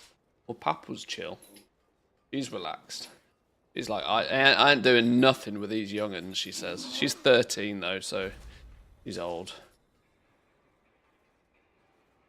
Feels like the black dog is much more active now that there's puppies. Yeah, Nipsu she's 8, so she's sort of, she's not a puppy, but she's not old. So it's kind of she's kind of really, well, I mean, at home she's always been kind of chill when I just had the 2 dogs because she was the younger dog. And when the older dog got old, then the younger dog didn't have another dog to play with. So in a way, it was kind of like Nipsa was by herself until we got Alma. When we did get Alma, though, she didn't really know how to play with a puppy that small. It's only really been since we've also got Sulla. Now we've got the 2 puppies that she's kind of like, you know, the puppies are now big enough that they can all wrestle together and not like squish each other. But yeah, Nipsu is a lot more active with the puppies now. But her 2 best friends outside my house is 2 big 40-kilo brown Labradors. So this is the thing. She's used to wrestling and playing with like dogs twice her size. Which is kind of why I think she didn't really understand how to play with a small puppy. But 3 is sometimes they say, like, you know, 2's company, 3's a crowd, but they all seem to play quite nicely together right now. Parrot would be cool. If you want to get a pet that's going to outlive you, get a parrot, yeah. Those things, if you get a parrot for life, which is kind of quite interesting by itself to me. No need to worry about heartache if you buy a parrot, because it'll watch you die. But that's also why so many parrots have to end up being rehomed, because their owner dies. Which is kind of crazy.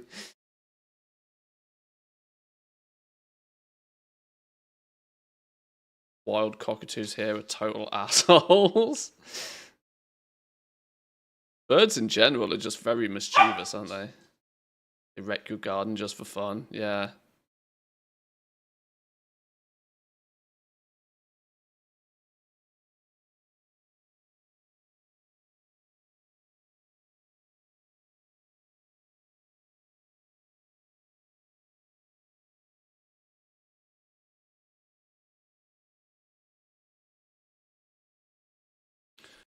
Right.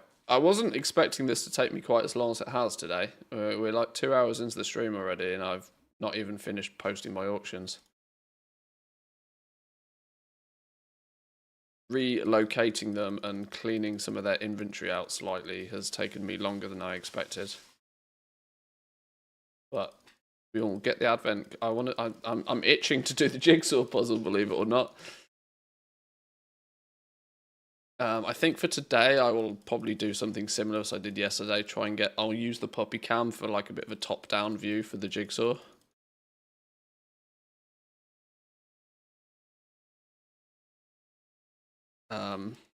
If I can buy a USB extension cable. Hey, tech guys, do USB extension cables legitimately work, or are they a scam? If I buy like a 5-meter long USB extension cable, is it going to allow me to move puppy cam far enough that it will still work? I know HDMI cables are really don't like being made longer. But I'm going to assume a USB cable's got to be fine, right?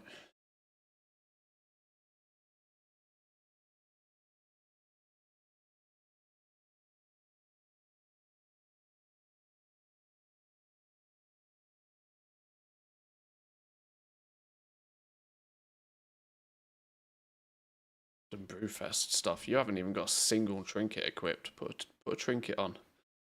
Put a trinket on. You have a Mechanica as well. Let's group these guys up. Wait, hang on. Why did one of those ask for an invite? Oh, no. Okay, sure.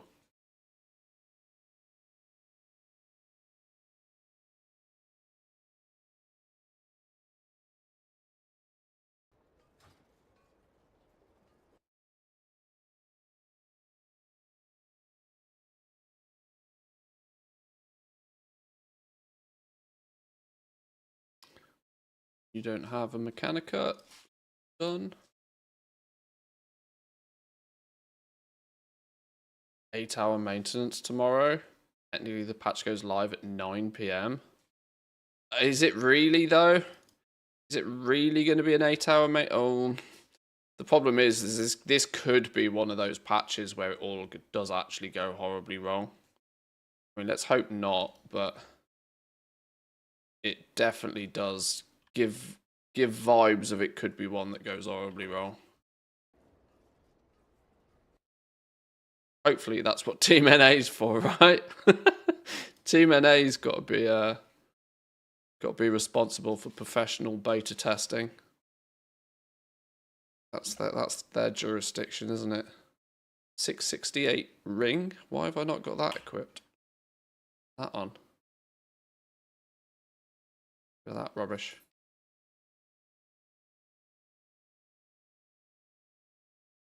WOD release party 2.0, yeah, it could be a little bit.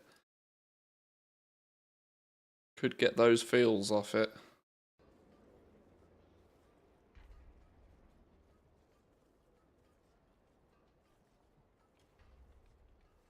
Three-meter HDMI and display port extender, 1440p, 165 Hz works well. Not so sure about 4K.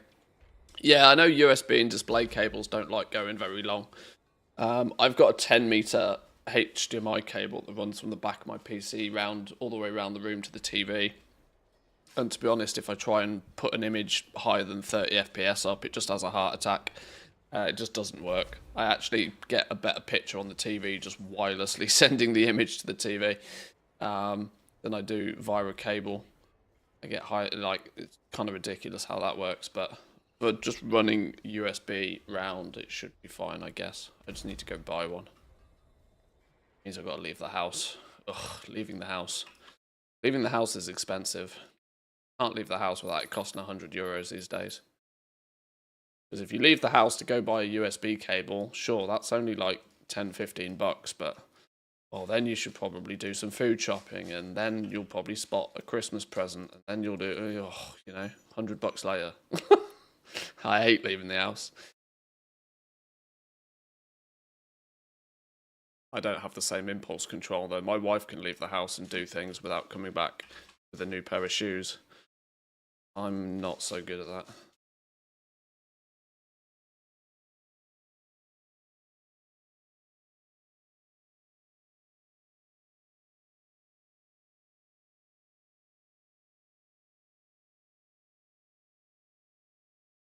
Max length USB is like 5 meters. You can get an active extension or USB hub to get more length. Okay. Probably won't be going more than. It literally needs to be like a 3-4 meter cable in total. Just it doesn't reach far enough. It's native cable.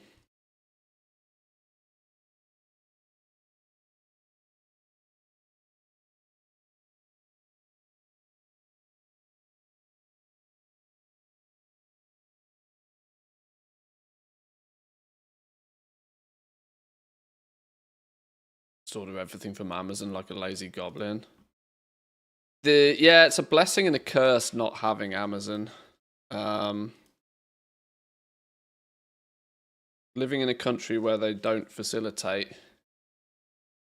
obviously restricts my ability to just go, oh, I need this. Click. Because the luxury of that would be very nice, but it would make. If I complain now that I can't leave the house without spending 100 euros, you can bet your ass if I had Amazon Prime, I'd spend 100 euros and I wouldn't even need to have left the house, which is arguably worse.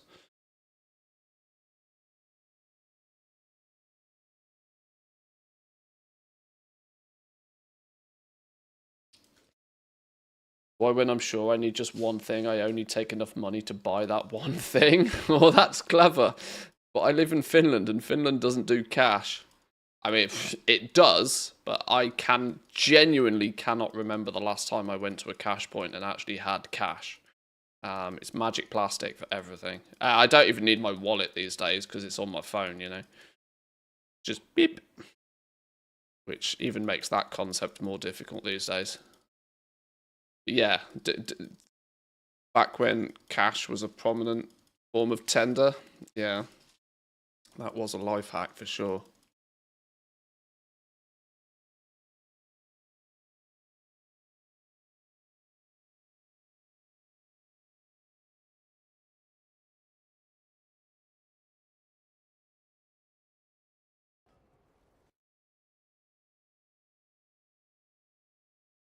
Oh, look at all the rubbish in that bag. Right, get rid of that lot. What are you? 668 plate. You can't even wear that. You're a hunter. Get rid of that. Oh, this dude's got nothing on. Oh well.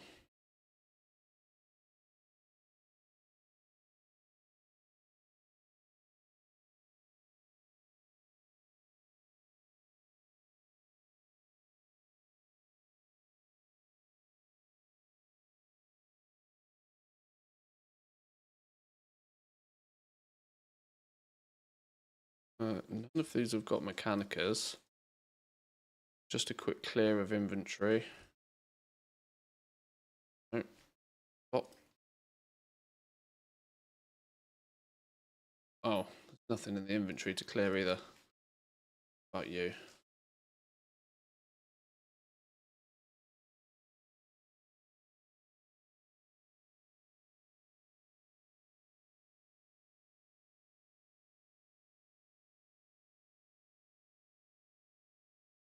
No mechanicas. Log them all off.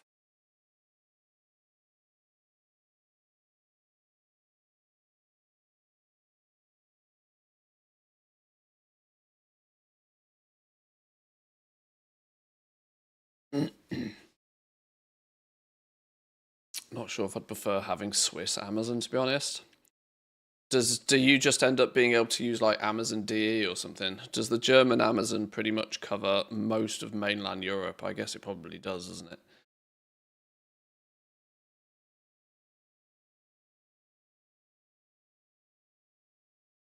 I mean, there's Amazon.se in Sweden, but they don't really. Well, whilst you can order things to Finland, it's not 100% reliable. Well, I don't really use it. Why is the minimap so big? On the bonus accounts, the minimap is huge, so that it's big when it's in a small window, if that makes sense. But yeah, it means when I go full screen, it's actually ridiculous. It was only that sort of, so like here, for example, it's so an objective thing wasn't covering it. It's so I can see the rares that had spawned. It doesn't naturally need to be that big. It's just the account lives in small mode most of the time.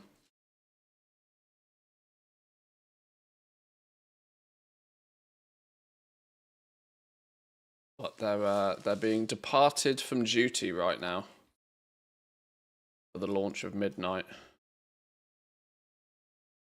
No real need for them to be out in the Undermine right now. I mean, there would be if I was still proactively farming the Undermine rares, but I'm just not, so... That's not to say I shouldn't. Because Mechanicas are still worth probably more than most other farms, to be brutally honest, but just not doing it, so... Put them to use somewhere else. What do you need the rares in the Undermine for? Well, if you kill enough of them, you get enough miscellaneous Mechanica. And for every 25 miscellaneous Mechanica, you can make a mount that probably still sells for over 500,000 gold or something at this point. I haven't checked the numbers recently to know in detail, but it was very lucrative last patch. Hype of it has died down a bit now, which has probably also caused the prices to go down a little bit as everybody sells off their stock, but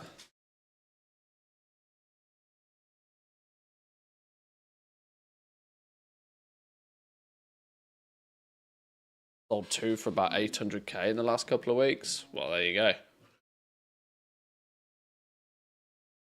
Still cash money.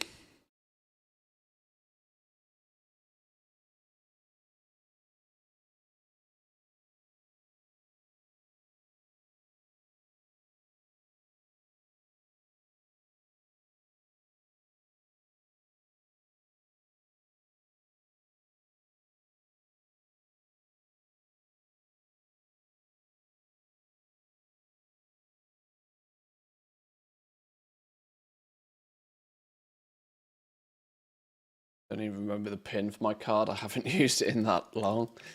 Yeah, I sometimes the occasions where the machine does go, please enter your card. Like there's a verification thing that happens here. Like you have to use your pin at least like once every 30 days or something. But I must admit, sometimes it does like, you know, it stumps me.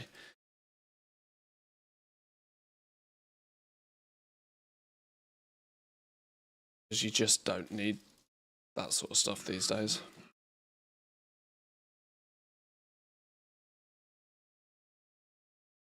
It's usually only you can. Oh, so you can use the German and the Italian Amazon, Switzerland. Okay.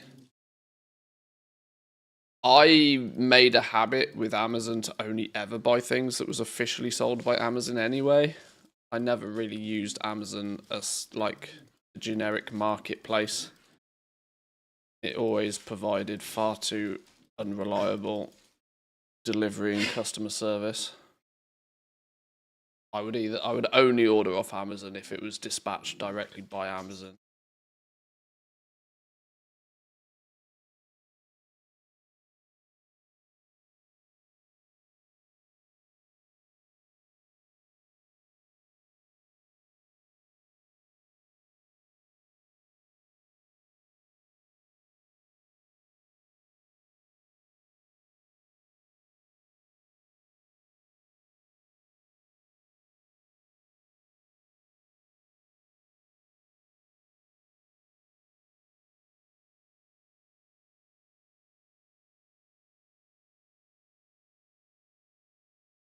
No trash on this dude.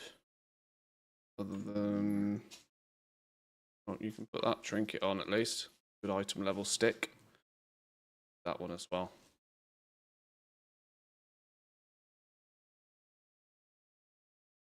None of these tunes have got a Mechanica on them though. Their inventory a little bit. Get rid of the rubbish. Beautiful.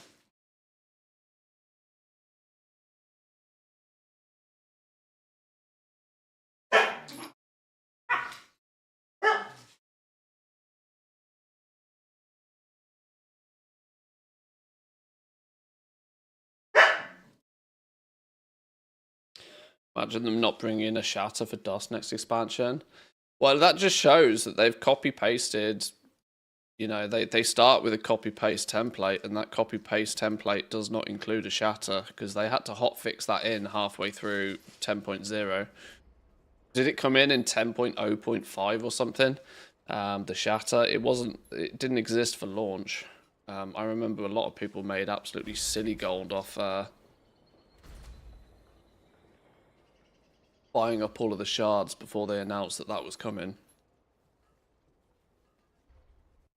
Which was why Dust did silly things at the beginning of the... Dust was silly priced at the beginning of War Within. Oh my god, what have you dogs done? Flipping hell. I haven't turned around in about 5 minutes, clearly. Look at the fucking chaos. It's snowing in here. Apparently it's snowing in my studio. I did not realise they were doing surgery. Jeez Louise. What toy have they ripped apart? Oh, this means I'm going to deal with stringy poos for the next 3 days. I should clean this up. Hang on, please hold.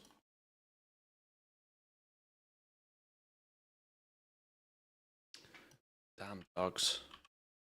Ninja looted, so they definitely did.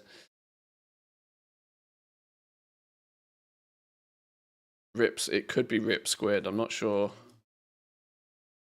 The squid was more sort of like a crunchy toy rather than a fluffy one. Decimated something. Oh, it could be the corn. Yeah. Alright, what have they done? What have you... Oh, it is the corn. That's the corn.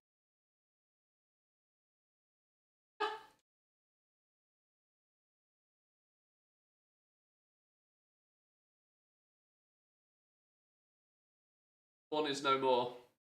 Corn has had better days. Brain has been blown out. Yes. Yes, you blew his brains out. Absolutely blew his brain.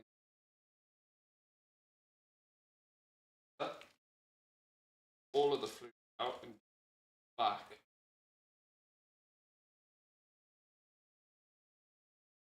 Rip corn.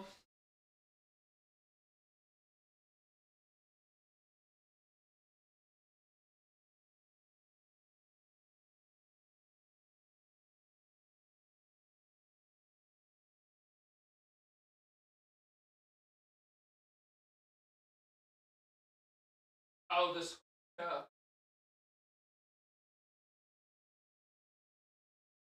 Yes.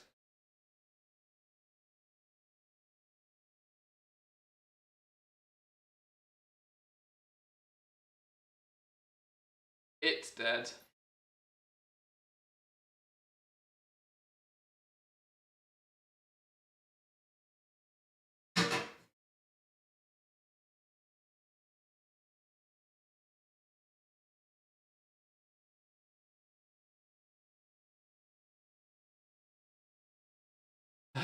They're looking at me now like, human, you've ruined all of my fun.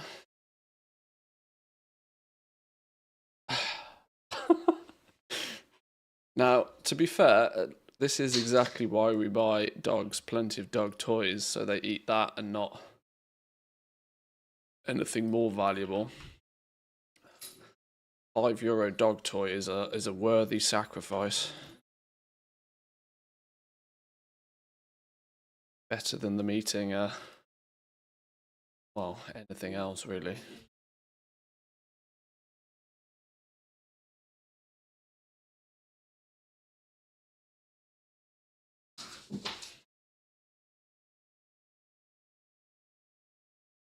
There's some input law restrictions on tech stuff, for example. Makes sense if we have more strict rules than the EU sometimes. There's yeah, this is why ordering stuff from Swedish Amazon doesn't always work. And more importantly, then, if you do have a problem with something, it's a ball ache to fix. It's not worth the hassle. Just go to a local shop and buy it.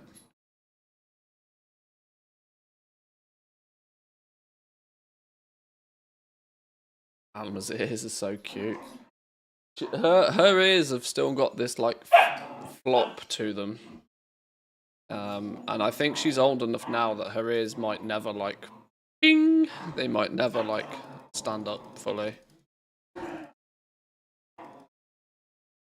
So she's going to have that cute look about her, I think.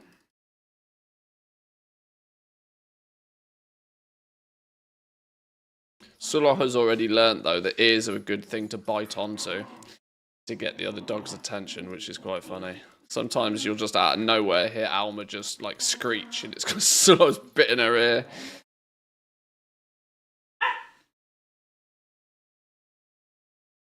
But dogs will do dog things.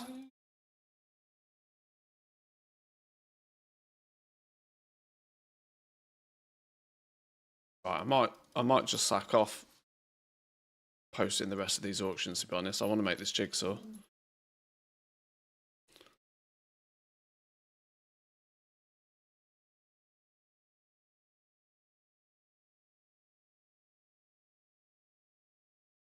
If I don't get this done, there's absolutely no way I'll get this done tomorrow. Let's be real. We'll be flying around, whacking trees most of tomorrow, carting my characters around to pick up professions, get recipes, craft things. There's no room for funny business tomorrow. No room for shenanigans. Get the housework done today, then we can play tomorrow. This is the housework that brings in the money as well.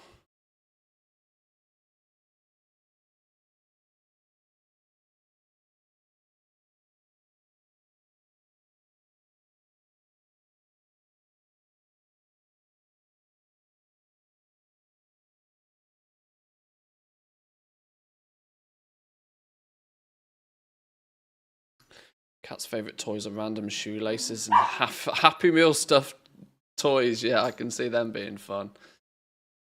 Alma had a bit of a thing for shoes before we got Sulah, but she's now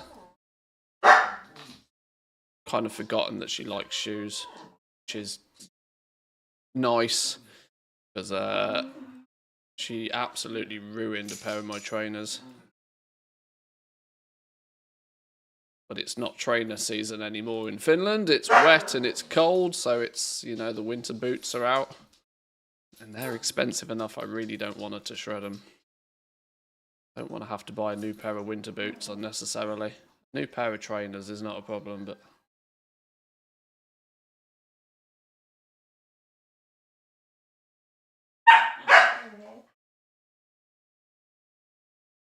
Okay, I've still got way too many characters to do this on. I might do the jigsaw, you know. I might do the... It might be advent calendar time. It might be jigsaw time. I'm gonna have to steal puppy cam off you. You'll still be able to see it in the background, but let's make the next piece of this puzzle. Do I try and rig this up again? Let me do something.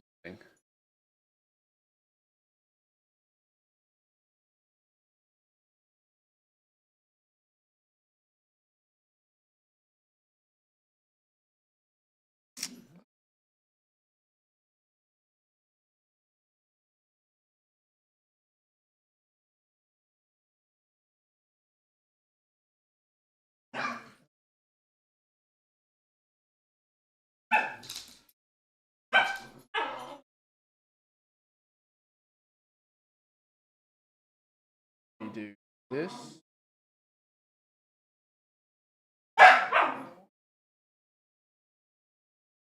This. Oh shit, where's it gone?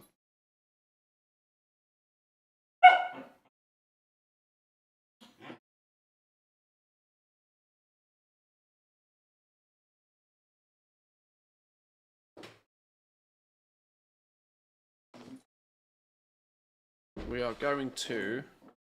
Let's see if I can borrow you. You there. I can fit. Oh, you're all seeing behind the scenes right now.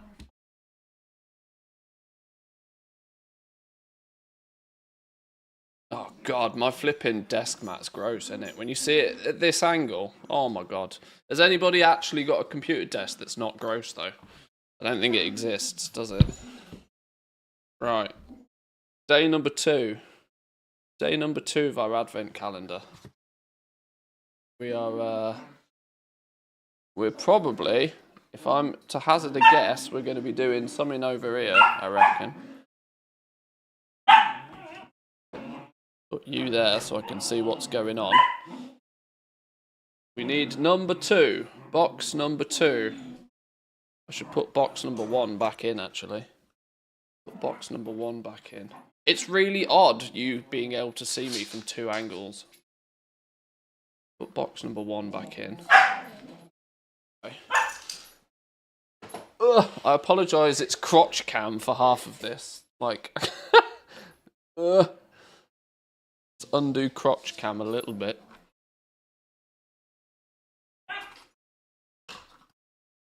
Do you think the token price will come down anytime soon? We were talking about this a little bit earlier. I'm not convinced. I think there'll be enough people that will be buying the pre-order of midnight. Or there'll be the pre-order for midnight that after these are stuck together, this feels like cheating. I gotta want to do it. There'll be enough people pre-ordering midnight with gold to counteract the amount of people that will buy tokens. Is my suspicion. Right, we've got to get all of these the right way round.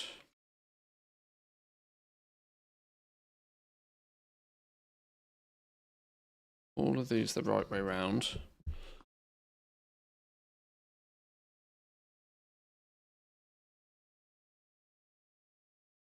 Oh, there's an edge bit. Oh, wait, hang on, we're doing an edge. How are we doing an edge? Is it going to be the top or is it going to be the left-hand side we're doing? Well, we don't actually know. I haven't figured out a way for you guys to have the image that I'm working from without... I don't know. Maybe I'll Google it so I can put an image of the picture we're making. I'm running out of cameras. I'm running out of screen space.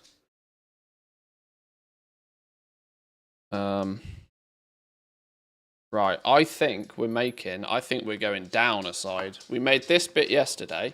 Hang on, you can't see shit. We made this top bit yesterday. I think we're making this bit now. We've gone down a section, I think.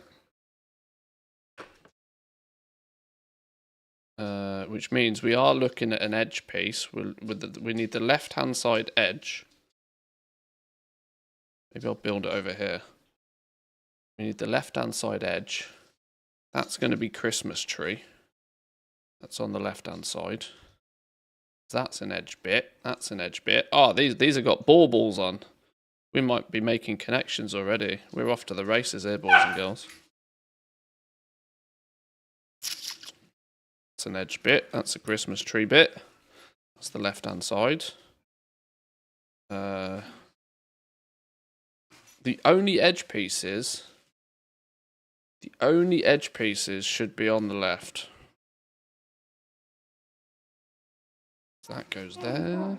Oh my god, we might have got all of the edge already. That's the easy bit out of the way. Faces make it easy to find. We got like some... Just realised where I'm... Let's get the mouse out of the way. Let's build it there. So you can see the finished product. We got a face. That's some woman with some eyeballs or something.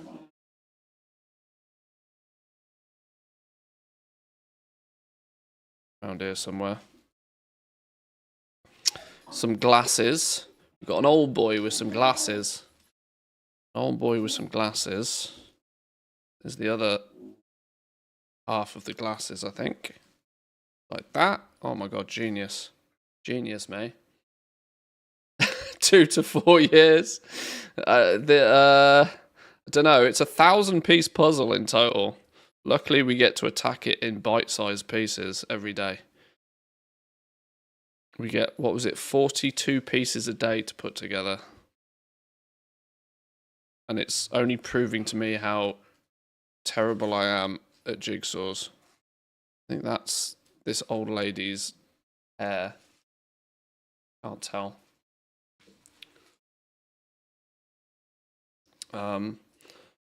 Yeah, I will Google the image later, or I'll just take a photo of it or something, so I can, so you guys can have a detailed picture of what we're trying to make.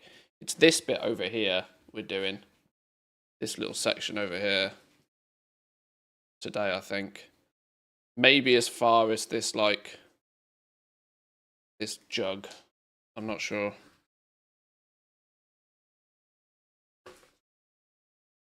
You need to add some board games to WoW housing now that they're retiring battle pets. Be quite cool, you know. That's part of the Christmas tree. That's a light. That's a candle on the Christmas tree. Let's get the green bits. Let's get this Christmas tree out the way at the top here.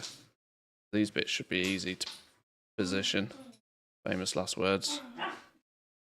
That's red. That's top of a bauble. Yes, there we go. Smashed it.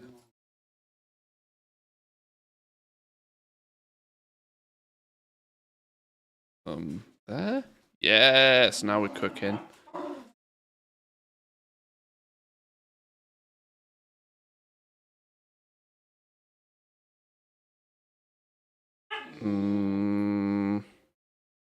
I'm stumped. I've run out of Christmas tree bits. I've run out of obvious bits. This is, no word of a lie, going to take me a lot longer to do every day than I would have first expected. I think that connects there? Is that like eyebrows or something?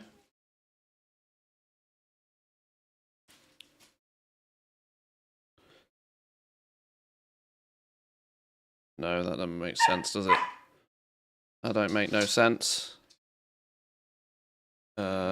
This I've seen over here somewhere. That grandma's head somehow. Grandma's ear, maybe. I think that fits. That works.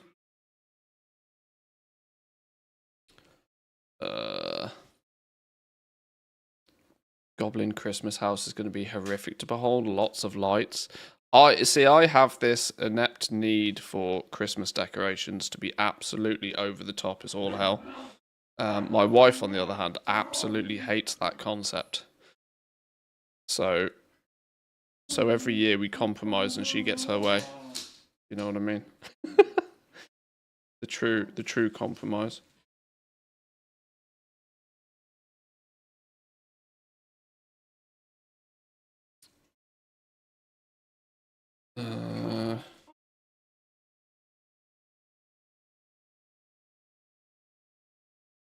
That go there? Oh, that does go there.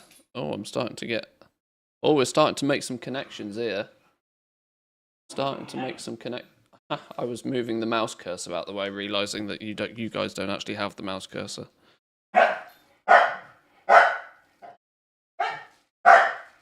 Hey, what's with all the barking? Solo. Papa, relax. Who's relax? Dogs are going mental. Hey. Go play with the puppies. You are a puppy. Go play with the rest of the puppies. I enjoy Christmas decorations vicariously via my neighbours with their huge inflated Santa. That's how you do it. That's the way.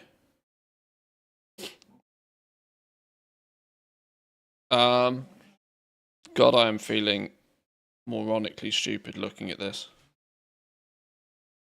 That's got to be a tree bit. That's got to be a tree bit. That.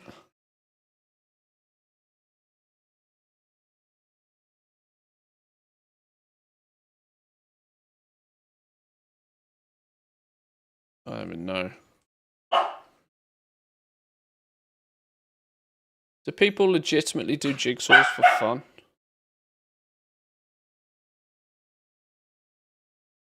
Oh, was that his hat?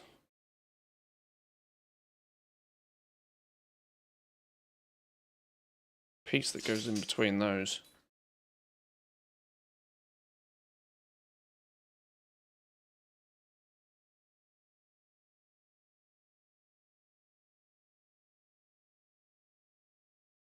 I guess it's meant to be one of those things that's kind of relaxing, but this stresses me out.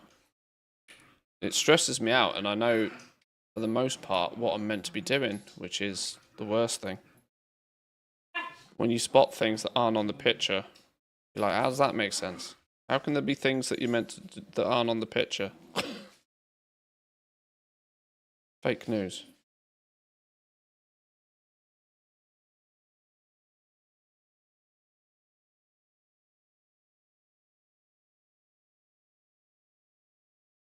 Feels like it's got to go here. There we go.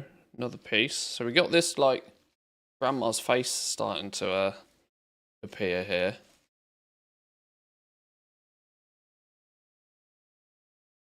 Is that some granddad eyebrows? Maybe? Maybe granddad eyebrows?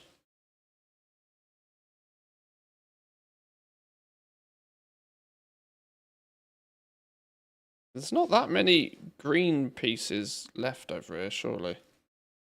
Maybe, have we got any more edge pieces? Am I missing an edge piece? No. Stamps too. Just not as fun. People used to collect stamps, didn't they?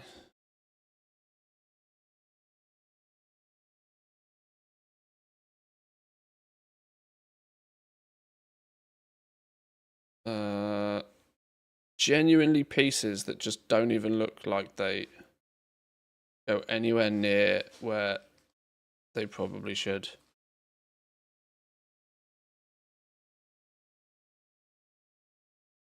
Right, those bits have got to go together. Bingo. Even though... Oh, that's the staircase. It's the staircase on the left-hand side. Somehow. Right there. No, maybe one more piece across. I need a bit with a red bit that connects to that bauble. That's got a red bit on. Yes! Found it.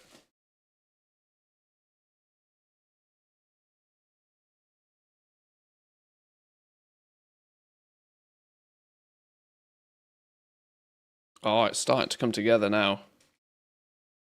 Connections are being made.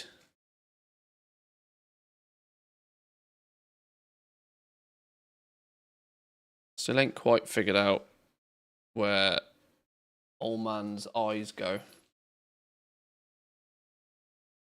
Just so everybody knows, this jigsaw puzzle is rated for ages 6 and up. Shut up! Abuse! Lies, I tell you.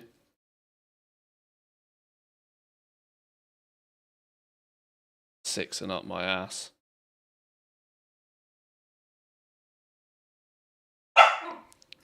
This is like NASA level. No, this is world first kind of puzzle making here. Right, this has got some tree on it. That means this piece has got to go around here somewhere. No shot. Oh yes, there we go. Boom.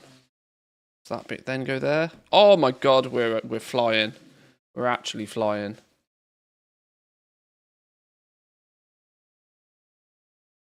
The banister's around here. If the woman's face is there, then the man's face can't be that far away from it. Because his googly ass eyes go next door to it. So some of this has got to start connecting somewhere.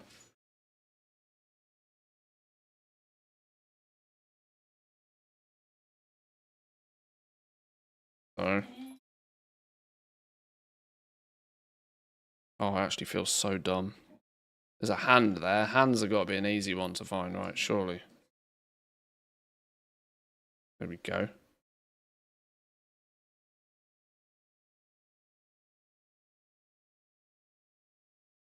Call from MI6 offering an interview incoming for sure if you manage this.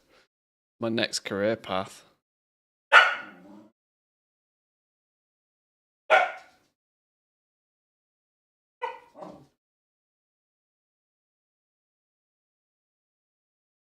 Yeah, six and up's an illusion. 6 and up. I mean, technically, I am above 6, so I mean, I'm well within the quota, right? Surely.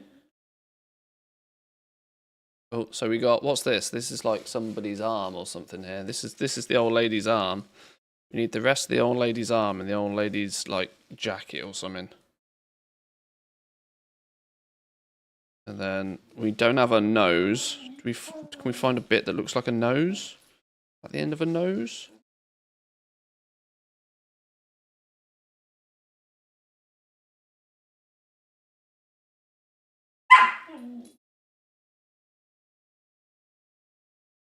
So this is Grandad's beard.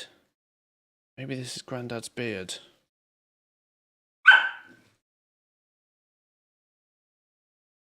Does that make sense? That starts to make sense. Maybe I'm looking at this all wrong. Maybe I've got half the pieces upside down, that's why.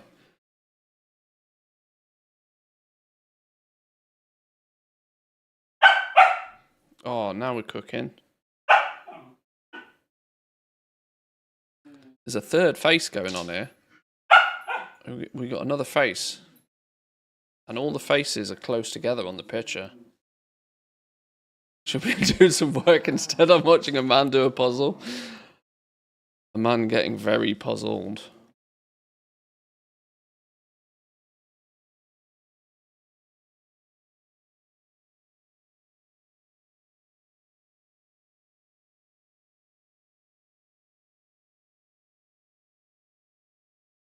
Oh, I'm confuzzled.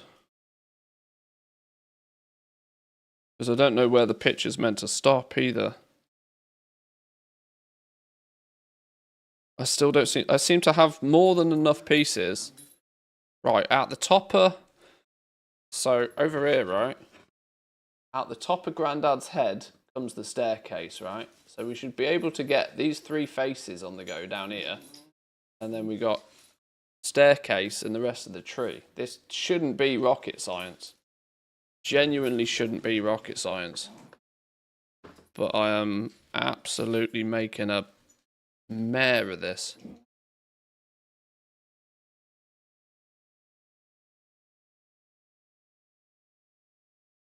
Feel as if I'm on the right path. Does that connect to there? Oh my god, it does. Right, so there's the top of Grandad's head. Hang on, does this connect in there somewhere? Maybe we got the orientation all wrong. Hey, no barking.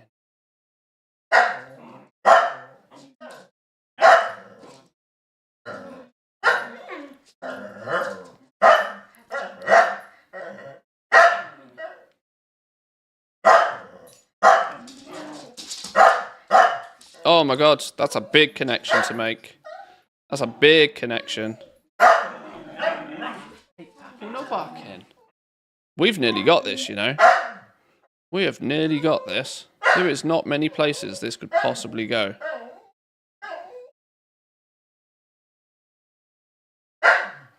Oh, does it go here? Are we off by a factor? No? Oh, I'm so confused. How does that bit fit in there? Does it genuinely not just connect here? Oh my god, it was so obvious. It was there all along. Now we just fill the gaps. Puppies are angry how long it's taken you to do a jigsaw. They're in as much disbelief as I am.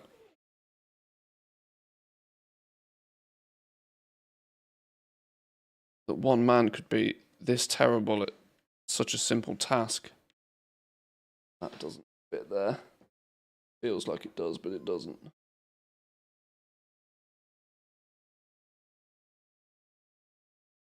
Haha. Haha. Oh, that bit's got to be easy, right? This bit here has got to be easy mode. Because it's a specific shape. That means the options are like, it has to be that one. No choice in the matter. Boom! Headshot. Right, now it's just find the right shapes. Right, this has got some yellow in it. That means it's got to be the stairs. Oh my god, we're rocking and rolling. We are flying. Okay, we're not flying. Okay, that one goes there.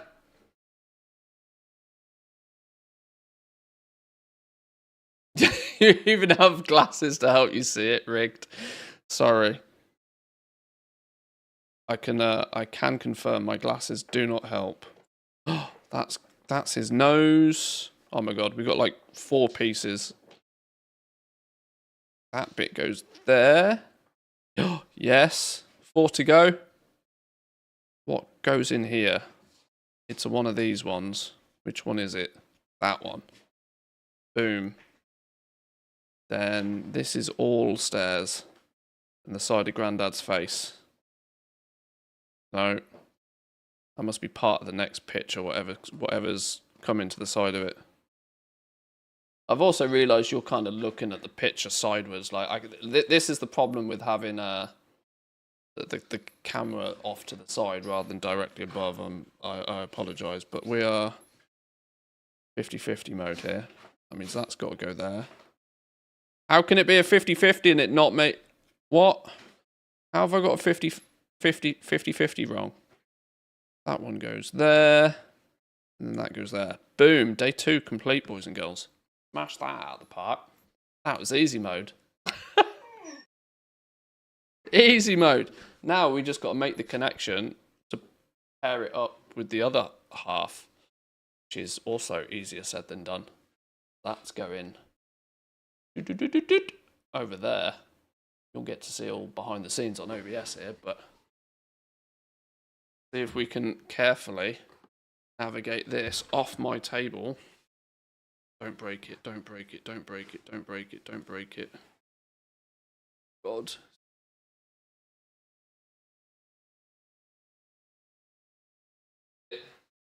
Whoop.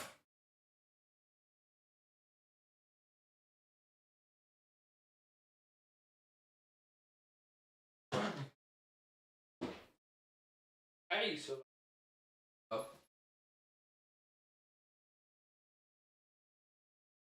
Okay. Right, second piece is done. Second piece is done. Want your corn back? Have your corn.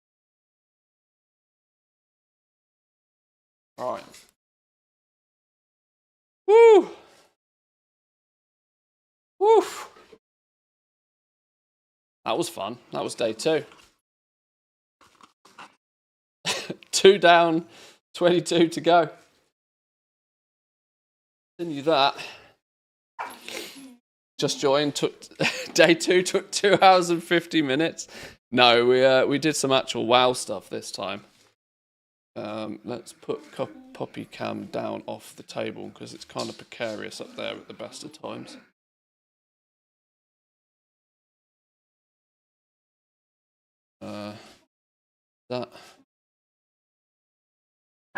That's better.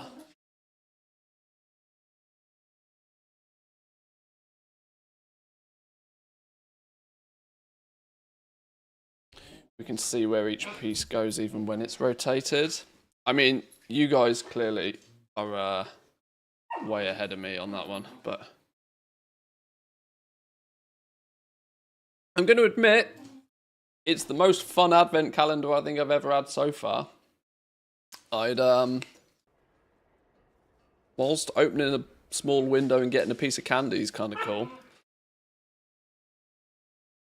There's a certain level of enjoyment that can be had. I'm just not sure if the novelty will wear off by day 4 and I'll want to throw the whole thing in the bin, but we'll see.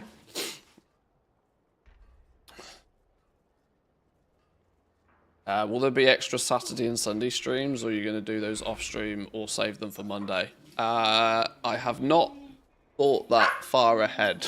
I have not even considered what we do about days off, because it looks like every day connects to a piece from the day previously. Now, I don't know if we go down the side and then snake around. I don't know how we build it, but I need to be careful to do them in order so we don't leave gaps in it, I guess. I don't even know. I genuinely don't know. Or it might mean that, yeah, by you know, Monday we'll have 3 days worth of jigsaws to do. That's like 100 and something pieces, isn't it? Monday triple, no coffee. Yeah, on a Monday and all. Can you imagine on a Monday? Right, let's see if we can at the very least get the rest of these auctions posted today. And then it partly feels as if I'm kind of semi-ready for housing to turn up tomorrow. If the auctions are listed... Doggos! Doggos, doggos, doggos. I clearly might need to break up the fun soon, actually, of the dogs. Because if they don't chill at some point today, they get cranky. Kitties must take their nap. They better finish off the edges before getting to the middle, otherwise you'll give up on day. Yeah, the only saving grace there was I had an edge piece to start from. I might not be so lucky to get edge pieces every day, will I? Yeah, if it's probably 24 squares, it's probably going to be 4 down, 6 across or something. Meaning there'll be lots of squares. There'll be 8 days where there's no edge pieces in theory.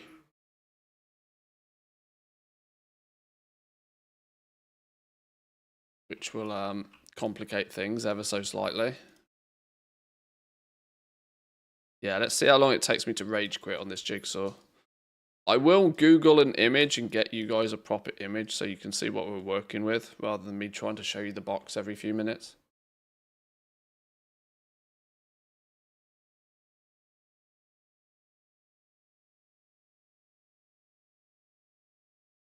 Absolutely disgustingly low quantity of sales on most of these realms. Universal language module for 63k though.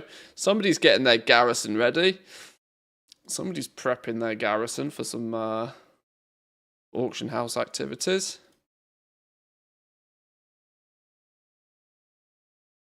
Buy those language model things up for like 5 to 10k a piece occasionally. Don't mind selling one for 60k.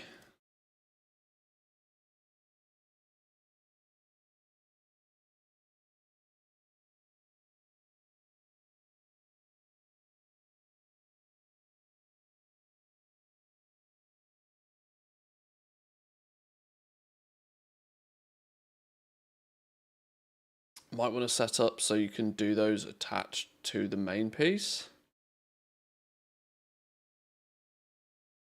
It's also the game show effect. Couch people always know and see more. Yeah, you start screaming at the flipping screen, don't you? And with a with a little bit of stream delay. Not only the stream delay, but the delay of me reading chat. Stream delay is only about 2 or 3, maybe no more than 2 seconds, but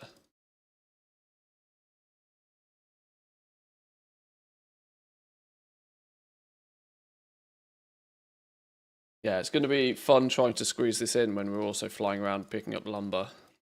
But we'll get it done. We'll get it done.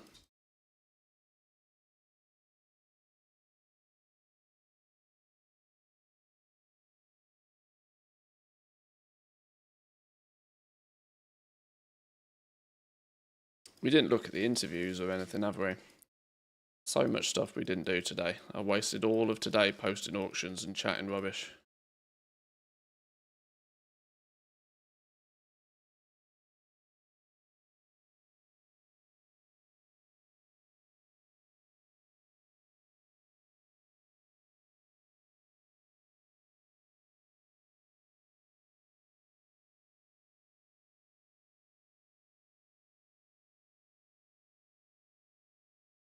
At least my auction characters feel more organised though. So there is a silver. Oh no, you've got Mechanica. You need to trade over your Mechanica. Don't go anywhere.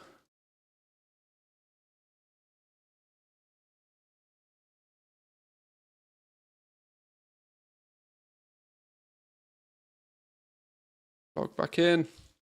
Log back in. Okay.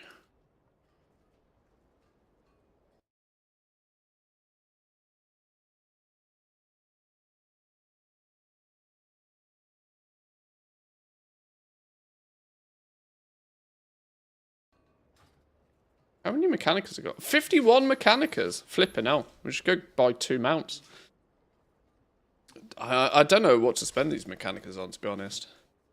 The mounts can burn through a lot of Mechanicas quickly, but I tend to think there's probably more value in the pets, to be honest, long term.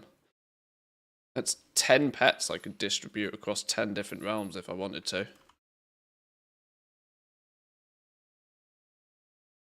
I didn't realise I had so many Mechanicas just lying about on these toons.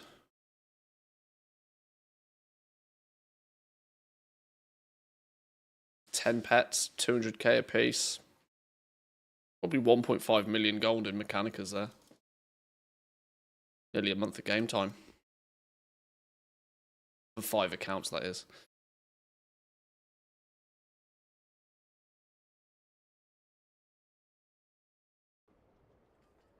I might use some of these dudes as well. We might move some of these characters, because if they're only logging on to do auctions once every couple of days, they can do that from wherever, basically.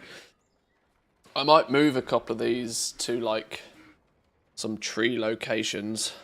My way of sort of circumventing lumber being a grindy farm is to maybe leave these 4 accounts just standing in front of a tree.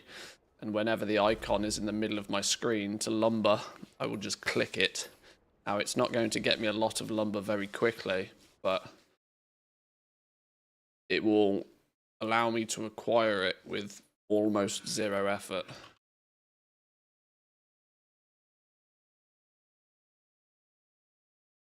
Because then I can be doing something on the main account, whatever that is. Running around, collecting recipes, or, well, literally anything. But then if there's 4 accounts standing in front of 4 different trees in the world somewhere,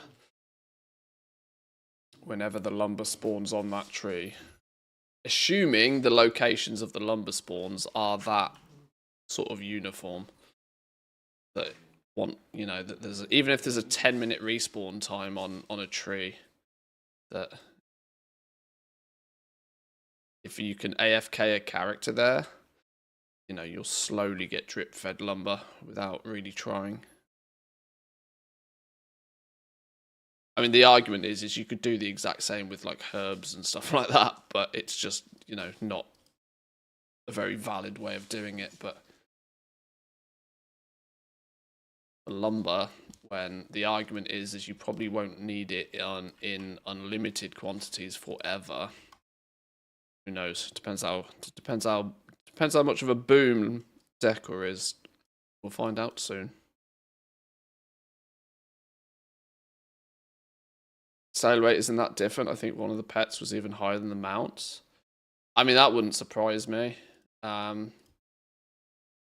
Whilst I do tend to think mounts are more attractive of a collector's item than the pets, you can't avoid the fact that the mounts are often 5 times the price minimum, which will put some people off for sure.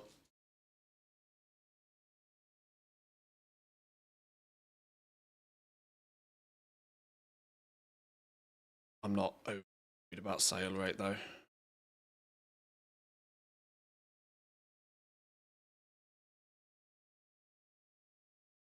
It sells eventually.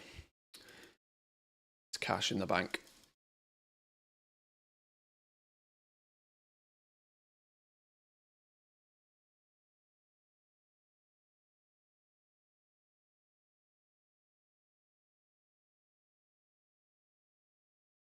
Now this is probably going to be the absolute kiss of death, but I've had all 5 of these accounts open for over 3 hours now on stream, and at least so far we've not had a single hiccup, which does give me some peace of mind that I might have finally broken the barrier and fixed my instability issues. But that was the absolute kiss of death, wasn't it? So if it's going to go wrong, it's going to do it now. Sometimes you got to tempt fate.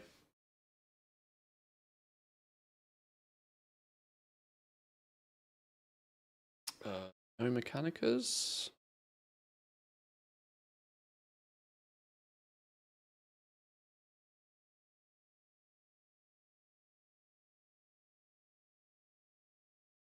Nothing to sell, but you do have a Mechanica to trade over. Is that your wallet? Or are you just glad to see me? Both, I hope. You're rich with a gifted sub. Appreciate that. Thank you very much. Congrats, Bakoto, on your gifty.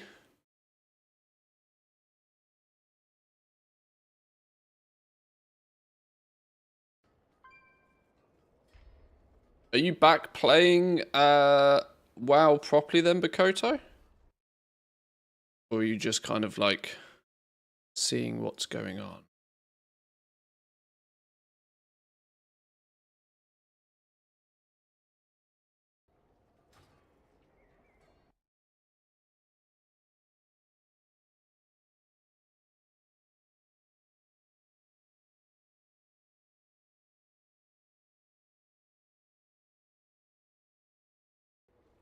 I think a lot of people, you know, turn up like a month or two before a new expansion. Just because it does two things, doesn't it? It gives you the opportunity to, like, by that point, well, as of tomorrow, there's nothing really new coming in the War Within, and everything is there. So anything that you haven't done, you can spend some time and go off and do it.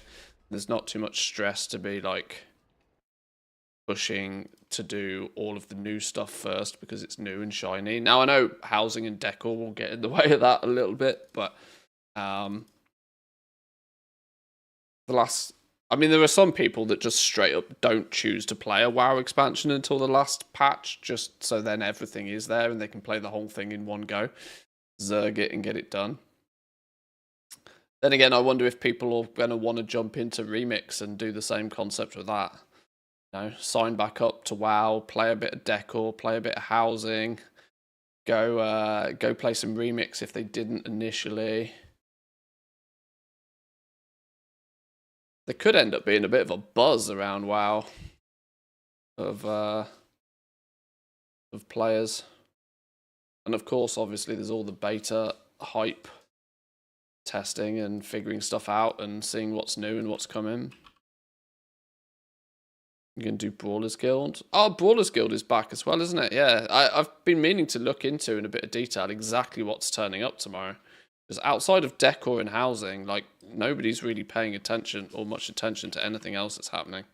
There's got to be a few things. Brawler's Guild coming back's a good one.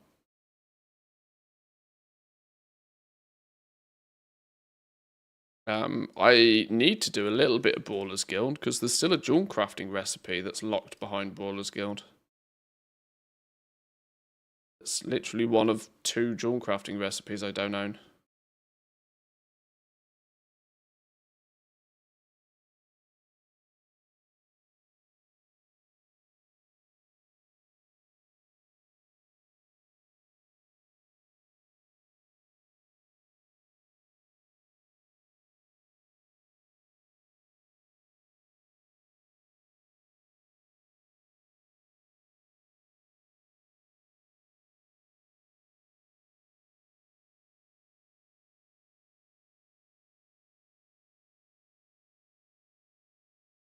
Forced break by IRL events back in August, so it broke the habit.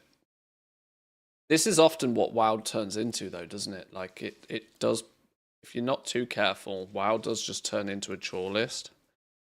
And I sometimes find even taking, like, a weekend off is enough for it to, like, break that chain. Now, obviously, I hope your IRL events weren't anything too serious. But sometimes it's good to take a bit of a break from WoW and then come back later. This is this is why the rumor this is why the meme of that you never truly quit WoW is actually more than a meme. You never quit WoW. You might take a rather long hiatus, bit of a vacation. It's WoW.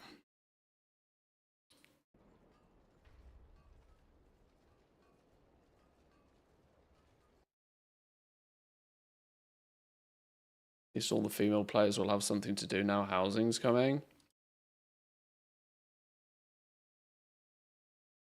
I think there's a lot of the player base will at least tinker with housing. But I do kind of agree. But it's only in the same vein as like pet battles, though, isn't it? Only the same, you know. If you throw a stereotype at it, you're probably not too wrong. But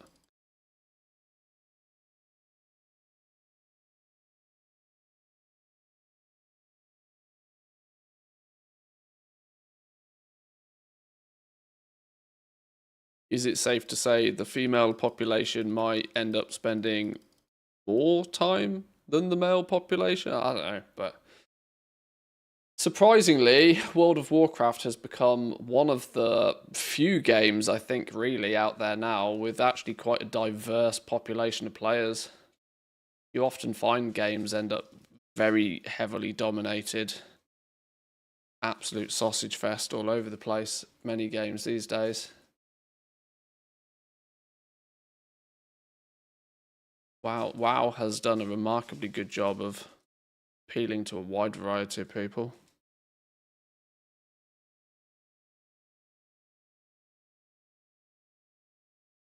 No Mechanicas knocking about. So log these dudes off. I've nearly finished this now. It's definitely taken me way longer than it should have done. Oh, what's really worrying is we've only got 3 teams, but 4 teams on these. That means I've missed a character on this account. Flipping hell. It should all be an even number of teams. Something's gone a boo-boo. I ain't got no chance of finding out who that is without logging through them all again. In fact, it'll be whichever one it claims is still in this zone, won't it?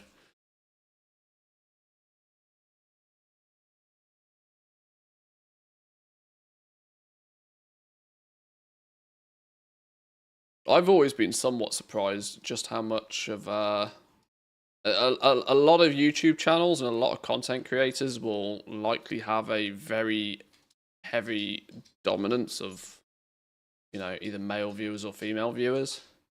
I've always been pleasantly surprised how, I mean, it's not balanced. I think if we were all in a room, it would probably feel a lot like a sausage fest still, but I've always been pleasantly surprised that I'm not overly off-putting to the female community, at least, let's put it that way.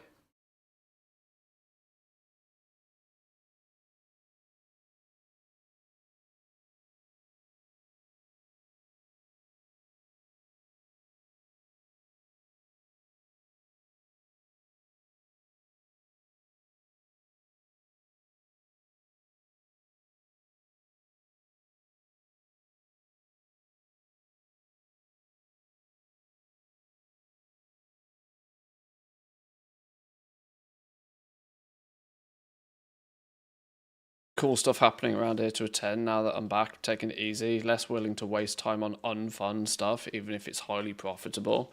Yeah, I've had that mindset for a while. I mean, this is why often I will look at stuff and know that there's like just silly amounts of gold to be made doing it, but if it's not going to be enjoyable, I'm just not going to do it. You can be a little bit more picky though these days now, which is nice because the frequency of the updates. And this does kind of mean that one patch might be for you and one patch might be fun for you, but it might not be fun for somebody else. But there's a good chance that someone will turn up next patch.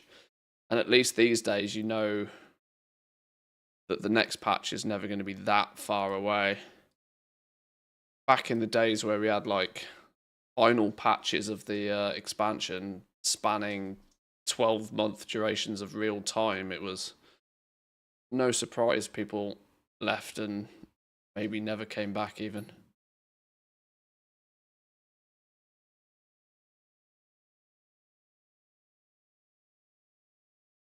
I mean, entire franchises are born, hit peak popularity, and die in less time than that. So, yeah, was it Warlords of Draenor that has the record for the longest final patch, like 14 months or something? it was kind of that. I mean, that was spending that much time in Tanan Jungle was a challenge for most people.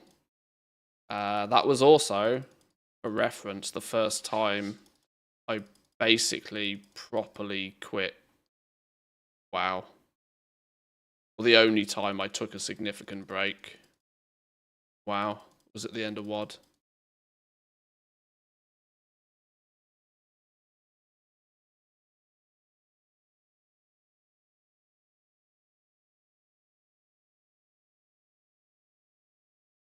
And also why some people who had the rhythm and had the routine and did just fight through it ended up with just silly amounts of garrison gold, because there was nothing else to do.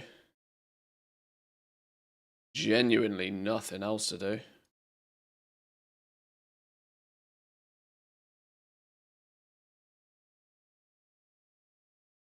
WoD was an interesting expansion because it is forever been...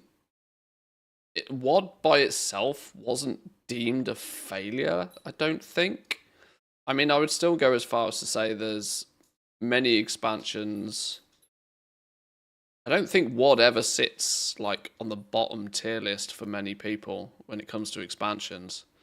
And there's definitely expansions out there that have a worse reputation. But from Blizzard's point of view, they learned so much about Warlords of Draenor on how not to do things that is still paying off dividends today. For example, how they treat expansion launches today is 100% based upon how much of a shit show it was in WoD. This is why we have major pre-patches these days. Like major content releasing pre-patches. It's so that by the time they launch the expansion, they've had the chance to iron out all the bugs. So that the expansion launch, when that huge flood of players turns up, doesn't just completely nuke everything. They never, ever, ever want to repeat that WoD situation again, where the game basically didn't work for a week on launch. God knows how much money they lost because of that.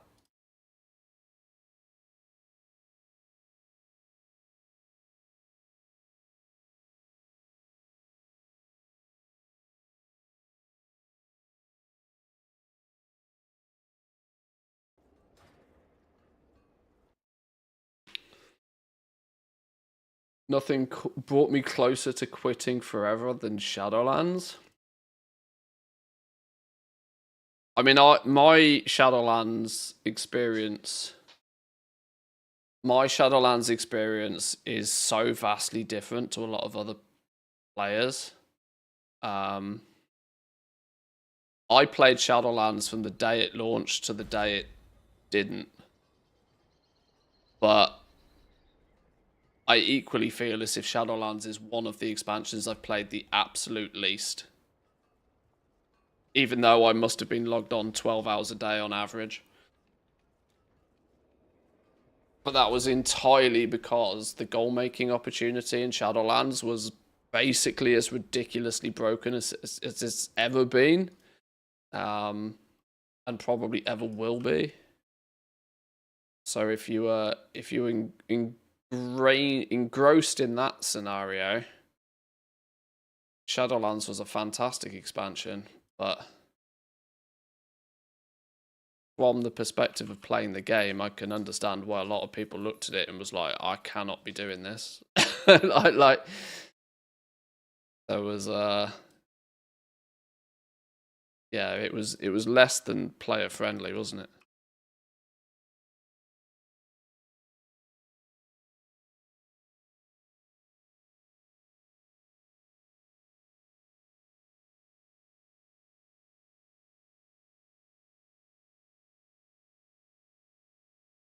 Be glad you missed the gameplay then.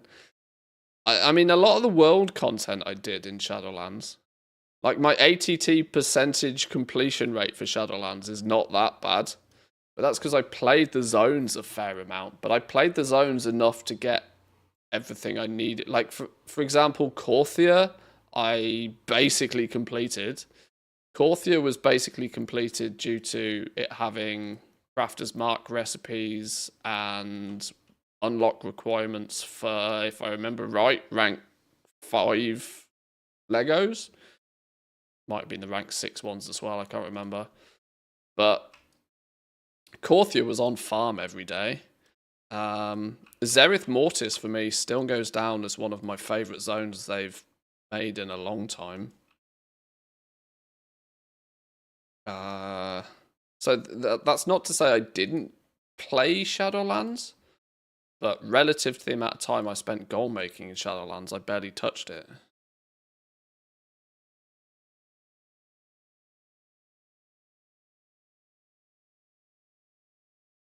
So many markets to reset today. Yeah, there's probably some good opportunities out there if you are ballsy with your flipping opportunities. Just expect prices to,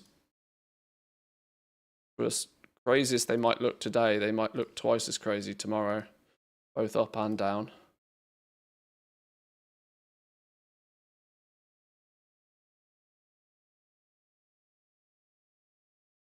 This expired auction just sitting there.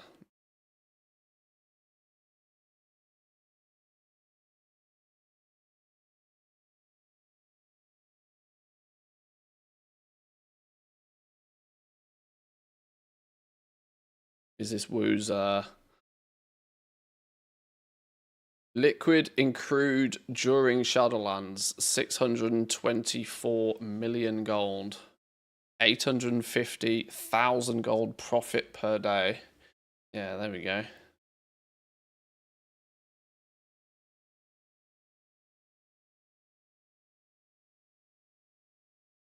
Yeah, to say that Shadowlands was profitable is an understatement.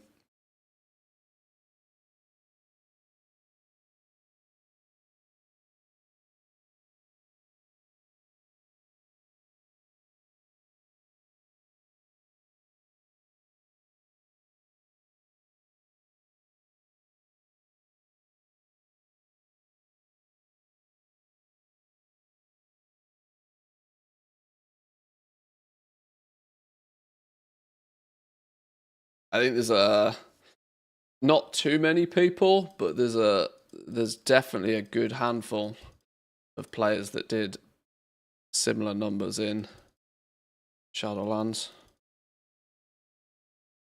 I mean, the most publicly well known right now is probably K-Chat.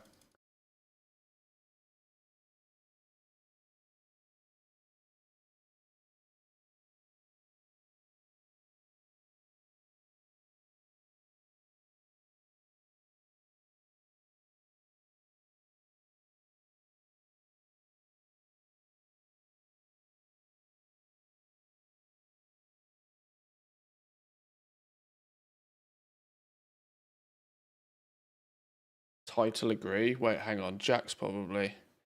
Oh, okay. Is the stream title still the same as what it was, or has Jack been changing it? Does that from time to time. And then I finish the stream and realise he's named it something completely stupid.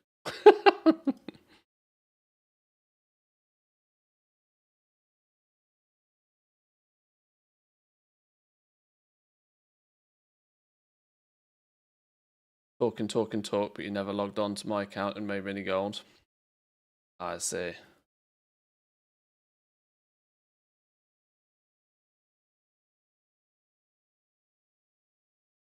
Right, any Mechanicas lying about? No Mechanicas lying about on these ones. These can log straight out.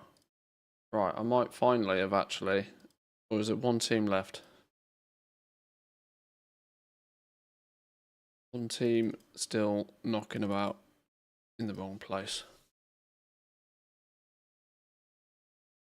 Dirty Irby and Hickons were both raking it in on NA2. Yeah. Hickons made the vast majority of his gold, I think. Although Hickons went into Shadowlands already very wealthy. I think Hickons had like 300-400 million gold before Shadowlands even started. And then ballooned up to probably nearly 1 billion within Shadowlands.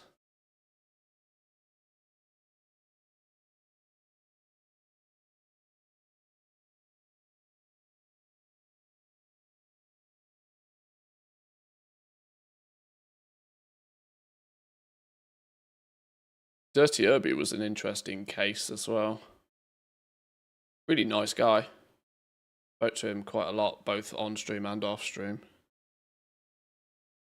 Just another one of the casualties of would have liked to have played WoW more, but if it doesn't pay the bills, there comes a point where you sometimes have to put it down.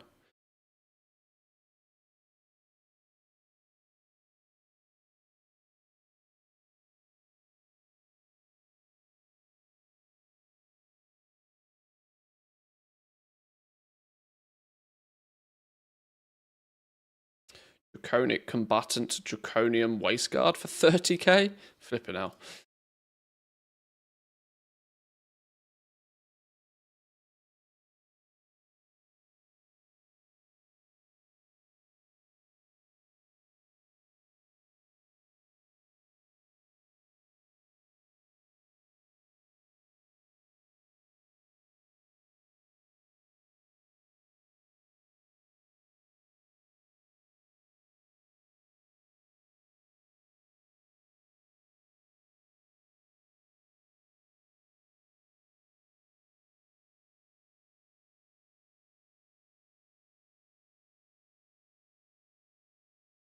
Right, last few things to post.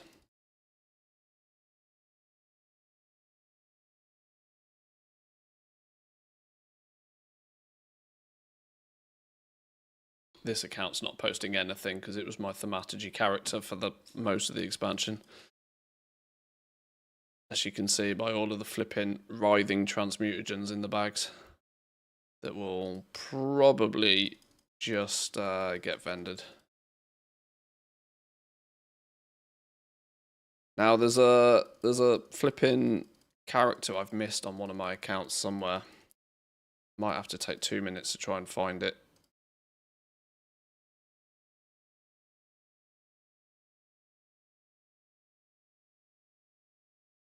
You've got Mechanicas to trade over. Oh, hang on. You've also got trash to get rid of. Rid of the trash.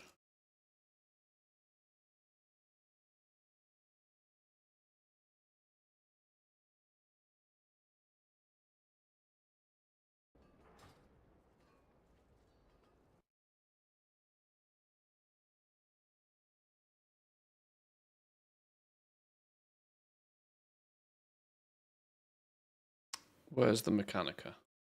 Hello? Oh, there it is.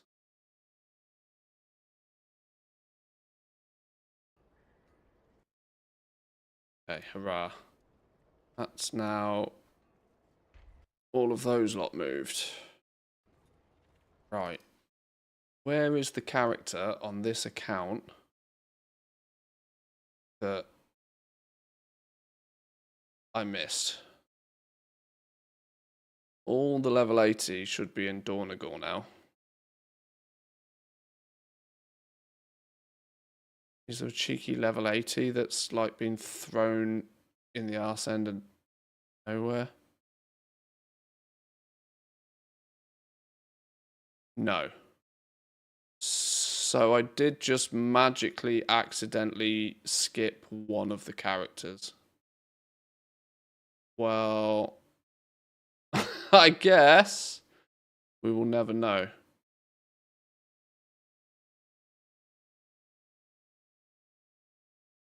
I guess we will never know until I come back in 2 days' time. Oh well.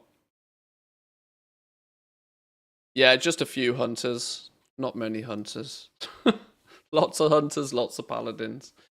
Lots of hunters, lots of paladins. Quick and easy to level. Quick and easy to play. Not looking for any strict challenge here.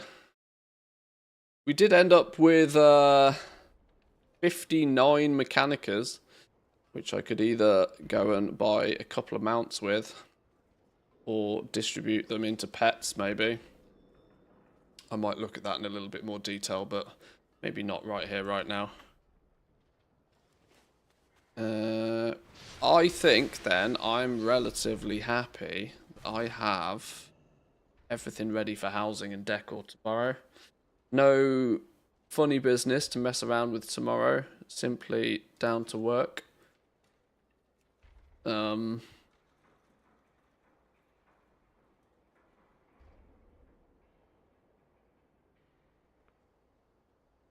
all of them? Classic Outland, Northrend, Cataclysm, Pandaria, Draenor, Legion, BFA, Shadowlands, Dragon Isles, Khazalgar. Yeah, so that's... We've got every profession fully leveled, including cooking. Because, interestingly, even cooking is getting some decor. Now, I don't have all of the recipes, but I don't care about those. I'm just focusing on decor.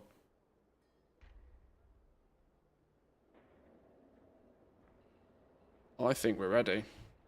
I might go get some food, boys and girls. I might leave it there for today. It's going to be a busy few days from here on out, so I'll take it a bit more chill today, I reckon.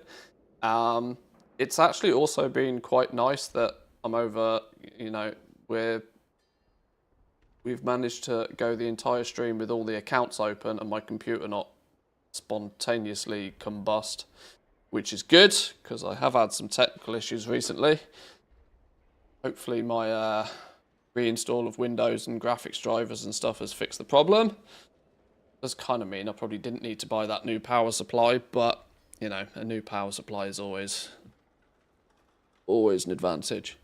But, boys and girls, by the next time I see you, we'll be running around collecting lumber, crafting some decor stuff, talking about how ridiculously expensive everything has got, or how ridiculously cheap everything has got, or who knows. No refunds is up and functioning again. It never wasn't, but of course it's we'll be putting the neighborhood together tomorrow. So please, if you are interested in dropping one of your player houses within the no refunds neighborhood, we'll have to come up with a spicy name for the neighborhood. Please do your best to log on nice and early tomorrow, because I will probably also need the assistance of 9 other people to set the neighborhood up. I think we need 10 people, I believe it is. 10 people to build the neighborhood. I would want to get that up and running as soon as possible, so when people log on, they can start building and playing with their houses if they want. I thought they posted that the charter neighborhoods are not at the start. Well, yeah, only public and guild ones. It's going to be a guild one, so you're going to need to be part of the guild. You're going to need to have a character in the guild. Charters are not in at the beginning for stability. Oh, okay. I wasn't planning on using the charter one anyway. The charter's got a limit of only 50 people, which isn't enough. So we will be doing a guild one. It gets feel free to bring a big crafter into the guild anyway, because of course the guild is kind of unique in respects of that it focuses on, you know, getting a bunch of very good crafters all in the same place. So if you need something crafted, you can get it done nice and quick, regardless to which server you play on. Regardless to you can play on a low pop server, but you can bring your crafter in and get the expertise of anybody to craft stuff for you if needed. Very handy at the beginning of the expansion. Lots of people made an awful lot of gold off work orders in the guild at the beginning of the War Within. I suspect the same will happen in Midnight as well. And it's, you know, the more high value crafters we can get in the guild, the better it is for everybody. But boys and girls, feel free to use the guild recruitment. Feel free to ping on, you know, ask on Discord if needs be. If I'm not online at the time, you can put the recruitment is out. You can find it in the guild finder. If you're Alliance, it's a little bit more complicated. Preferably bring a Horde character if you can. You can join as Alliance characters, but you have to be personally invited. Anybody in the guild can personally invite as well. So if there were people online at the time, they can invite you. But yeah, we'll have a lot more of that on the go tomorrow. I will love you and leave you from here. Thank you all for joining once again. We'll have a little bit of a little bit of a jigsaw situation on our hands as well. Tomorrow we'll open door number 3 on the Jigsaw Advent calendar. Would you consider using channel points for VIP in the channel? Just thinking of a way to use them. Sure. It's if you have significant enough channel points, it seems only fair. I can set something like that up, I'm sure as well. Yeah. But anyway, enjoy the rest of your day. Thank you for joining. We'll be back again tomorrow. Hopefully we'll actually be doing some like solid goal making as well. Farming up some lumber, crafting some stuff, getting it sold. It should be all good. So yeah, I'll hopefully see as many of you as are interested tomorrow. Have a good day. I'll see you then. Peace.